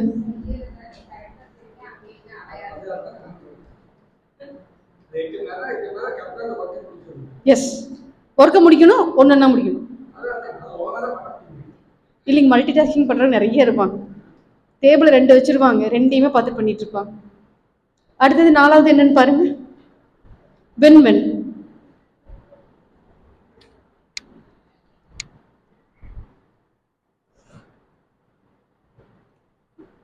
திங்க் வின்-வின்னா என்ன நினைக்கிறீங்க? எப்படிங்கம்மா? எப்பவும் பாசிட்டிவா நினைக்கணும். ஓகே, எப்பவும் நேர்மறையாக சிந்தியுங்கள். ஓகே, குழப்பப்படக்கூடாது, குழப்பிட்டே இருக்கக்கூடாது. நம்ம மனசு ஃபர்ஸ்ட் தைரியமா இருக்கணும்னா கரெக்டா தான் செய்யறேன் தெளிவு இருக்கணும். ஓகே, வெற்றி எதுல இருந்து வருதுன்னு சொல்லுதுங்களா? ஓகே, சோ தோல்வியும் வரும் அப்படிங்கிறீங்க. சோ தோல்வியும் வெற்றிக்கு அடிப்படை எடுக்கணும். ஓகே, சோ தோல்வி இருந்தும் வெற்றி எடுக்கலாம் அப்படிங்கிறது சொல்ல வருது. Okay, nice. மத்தவங்க நம்ம செய்யக்கூடிய பிராக்டிஸ். ஓகே, மத்தவங்க இதுக்கு எனக்கு சம்மந்தம் இல்லைன்னு உட்காந்துடக்கூடாது. என்ன தோணுது? அதே வெற்றி தான். நம்ம செயல்பாடு செஞ்சாலே வெற்றி தான். என்னங்க? இம்ப்ரூவ் பண்ணிட்டே இருப்பீங்க. ஓகே, அது சக்சஸா நினைக்கிறீங்க. எது சொன்னீங்க?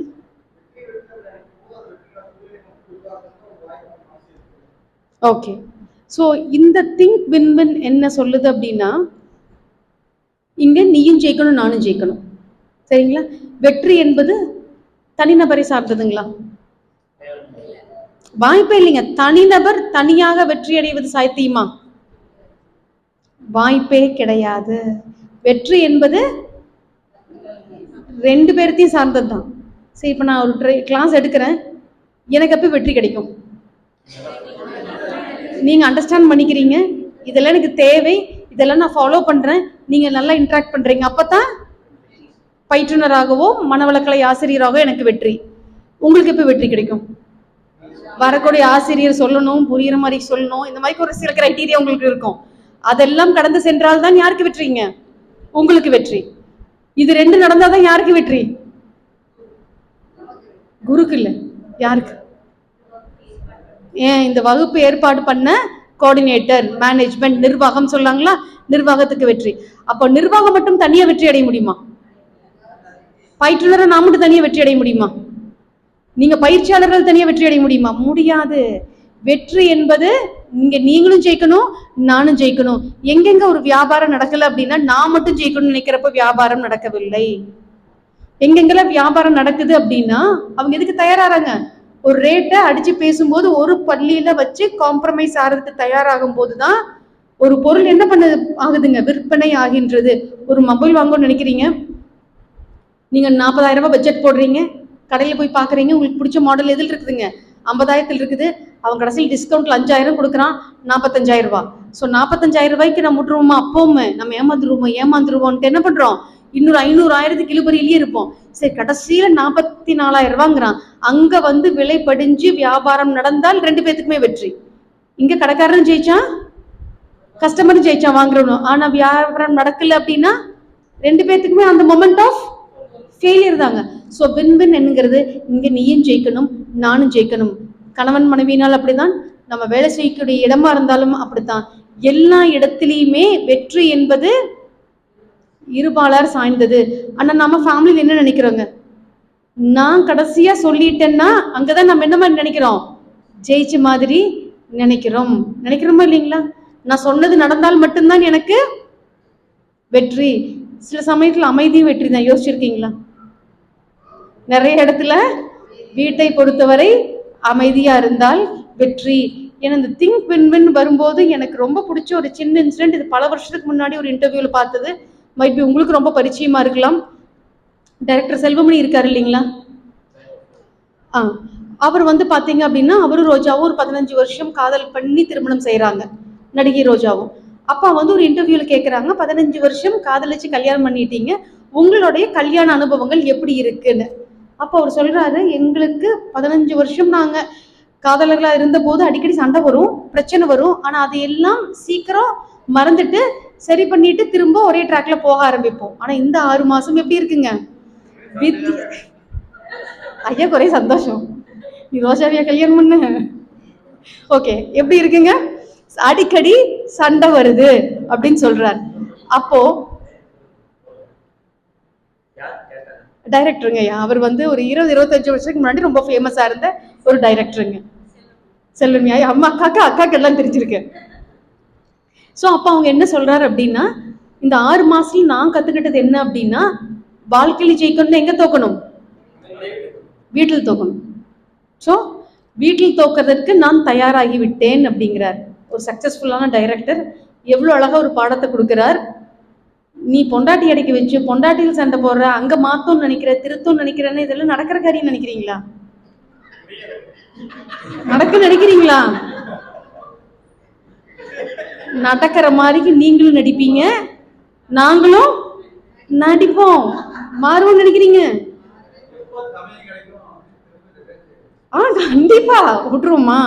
டைம் பார்த்துக்கிட்டே இருப்பேன், எப்ப சிக்குவான். அதே மாதிரி நீங்களும் இவளை எப்ப மாட்டுவா பார்க்கலாம், போகட்டும், போற வரைக்கும். கடிவாளம் எங்க இருக்கு? நம்மகிட்டலாம் இருக்கு. ஸோ இந்த ஈகோ உள்ள இருந்துட்டே இருக்குங்க. சரி, இப்போ யாரையும் போய் நம்ம திருத்தவெல்லாம் முடியாதுங்க. யாரையும் திருத்துவதற்காக நம்ம பிறப்பு எடுக்கவில்லை. வீட்டில் ஆமா நான் தோத்துட்டேன்னு கம்முன்னு கும்பிடு போட்டுட்டு வெளியில போய் நம்ம வாழ்க்கையை பார்த்தோம்னா என்ன பண்ணலாங்க? வாழ்க்கையில் ஜெயிக்கலாம். சரி, நீங்க வீட்டில் ஜெயிக்கணும்னு முயற்சி பண்ணிக்கிட்டே இருந்தீங்கன்னா கடைசி வரைக்கும் முயற்சி பண்ணிக்கிட்டே இரு, ஜெயிக்கிறையோ தோக்குறையோ தெரியாது, வாழ்க்கை கொட்டை விட்டுருவேன். அதான் கம்முன்னு வீட்டில் சாஸ்திரமா விழுந்துட்டு ஆமா நான் தோத்துட்டேன், நீ தான் புத்திசாலின்னு சொல்லிட்டே நீங்க என்ன பண்ணணும்? வாழ்க்கையில் ஜெயிக்க வேண்டும். இங்க பாத்தீங்கன்னா நம்ம லைஃப் பார்ட்னரும் ஜெயிச்ச மாதிரி அவங்களுக்கு ஒரு ஃபீல். ஓகேங்களா? ஜெயிச்சாங்களோ இல்லையோ, ஜெயிச்ச மாதிரி ஒரு ஃபீலை கொடுத்தோம், நம்மளும் ஜெயிச்சிட்டோம். ஸோ வீட்டை பொறுத்த வரைக்கும் தோற்பதற்கு தயாராகுங்கள், தப்பே கிடையாது. ஏன்னா அப்பதான் நம்ம வாழ்க்கையில் ஜெயிக்க முடியும். நான் வீட்டுல ஜெயிக்கணும்னு நினைக்கிறது சின்ன இலக்கு, என் வாழ்க்கையில் ஜெயிக்கணுங்கிறது பெரிய இலக்கு. உங்களுக்கு எந்த இலக்கு வேணும் நீங்க முடிவு பண்ணிக்கிங்க, செயல்படுங்க. ஓகே, இது கிளியரா இருக்குங்களா?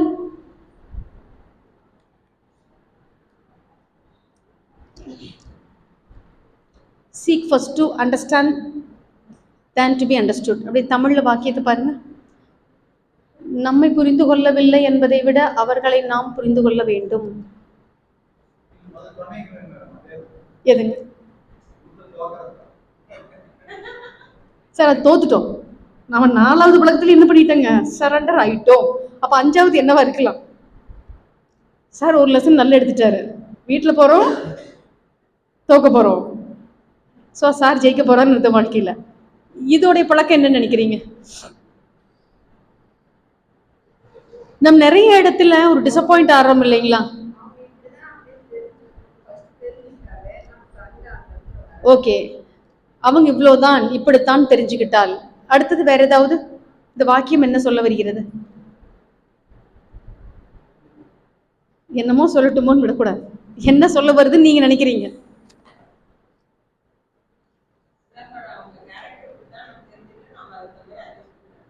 அட்ஜஸ்ட் பண்ணி நடந்துக்கணும். Okay, very good. அதுதான் பாயிண்ட். இங்க என்ன அப்படின்னா, யாருமே என்னை புரிஞ்சுக்கலன்னு நினைப்பதை விட நாம மத்தவங்களை புரிஞ்சுக்கணும் அப்படிங்கிறது தான் நட்பழக்கம்.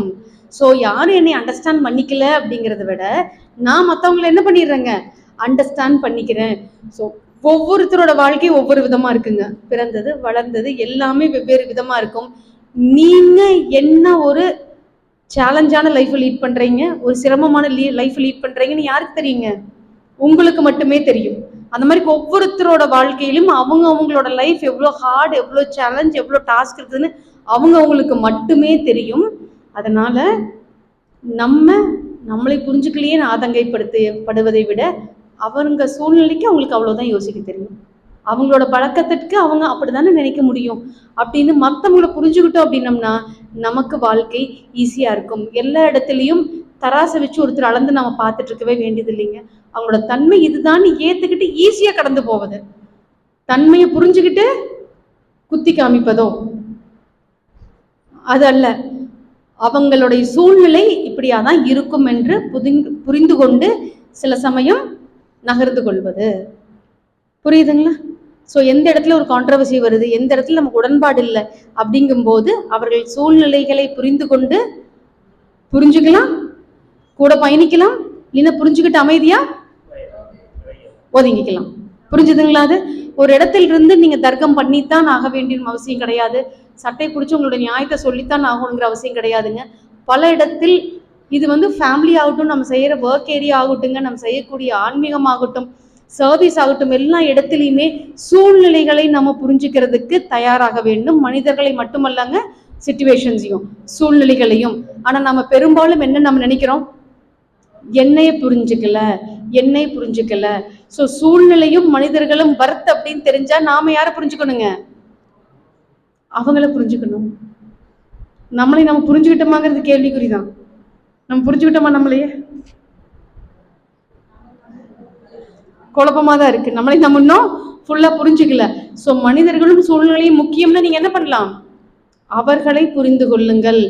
why don't they understand meங்கிறத விட எனக்கு அந்த மனிதரும் அந்த சூழ்நிலையும் வேணும்னா நான் யாரை புரிஞ்சுக்கலாங்க? மற்றவர்களை புரிந்து கொள்ளலாம். புரியுதுங்களா? எஸ். ஸோ மற்றவர்களை புரிந்து கொள்ள தயாராகுங்கள். எல்லார்த்தையும் சொல்லேன்னு சொல்லிங்க, எல்லார்த்தையும் புரிஞ்சுக்கங்கன்னு சொல்ல, நம்ம வாழ்க்கையில தேவையான நபர்கள் சூழ்நிலை இருக்கும் இல்லைங்களா, அதை நம்ம புரிஞ்சுக்கணும். ஒவ்வொரு இடத்துலையும் ஜட்ஜ்மெண்ட் எல்லாம் குறை சொல்லிட்டே இருக்கக்கூடாது. இதை ரோட்ல போற மனிதர்களுக்கு நான் சொல்ல, யாரோ ஒரு 3வது நபருக்கு நான் சொல்ல. யாருக்கு? வீட்டுக்குள்ள இருக்கிறவங்க, நீங்க வேலையில் அடிக்கடி பார்க்கக்கூடிய நபர்கள், நம்மளோட சர்வீஸ்ல அடிக்கடி பார்க்கக்கூடிய நபர்கள், ஒரு 10-15 நபர்கள் நம்ம வாழ்க்கையில் அதிகமா பிரயாணம் பண்ணுவாங்க இல்லையா, அவர்களுக்கு முக்கியமா சொல்றேன், அவர்களை புரிந்து கொள்ளுங்கள். நம்ம அவங்க புரிஞ்சுக்கலன்னு நினைக்க வேண்டாம். ஒருத்தர் புரிஞ்சுக்கிட்டாலே என்ன பண்ண முடியுங்க, ஸ்மூத்தா அழகா கொண்டு போக முடியும். இது புரிஞ்சுதுங்களா ஐயா? புரிஞ்சுதுங்களா? அடுத்தது சினர்ஜி, ஒருங்கிணைத்தல். 1+1 என்னங்க? யார் சொன்னதுங்க? 2. வேற யாராவது மாற்று கருத்து இருக்கா?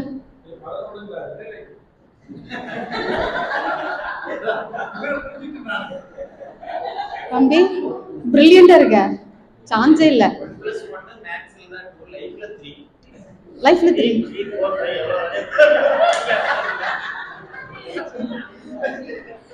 சார் அப்படியே பிராக்டிக்கல் லைஃப்ல போய் அப்படி வெளியில வர்றாரு. சரி தம்பி 11னாரு, சரி தம்பிக்கு டஃப் கொடுக்குறீங்க, ஓகேங்களா? நான் மேக்ஸ்ல மட்டும் தான் கேட்கிறேன், தெளிவா சொல்லிட்டேன். 1+1 2 தான். வேற எதுக்கு மாற்று கருத்து இருக்கா? இருக்கா இருக்கா இருக்கா இல்ல. சரி, 1+1 அப்படிங்கிறது பாத்தீங்க அப்படின்னா, 2 ஆற்றல் வாய்ந்தவர்கள் சேர்ந்து எந்த செயல்பாடுகள் செஞ்சாலும் அது நல்ல விதமா வெளிவரும் அப்படிங்கிறது தான் 1+1 2ன்னு சொல்றோம். இங்க 1+1 equal to 3 or greater than 3 எப்ப சொல்லுவோம்? 1+1 திரும்ப மேக்ஸ்லயே வாங்க. 1+1 ஈக்குவலா இருக்குது 3க்கு, இல்லைன்னா 3 மேலா இருக்குதுன்னு எப்ப சொல்லுவோம்?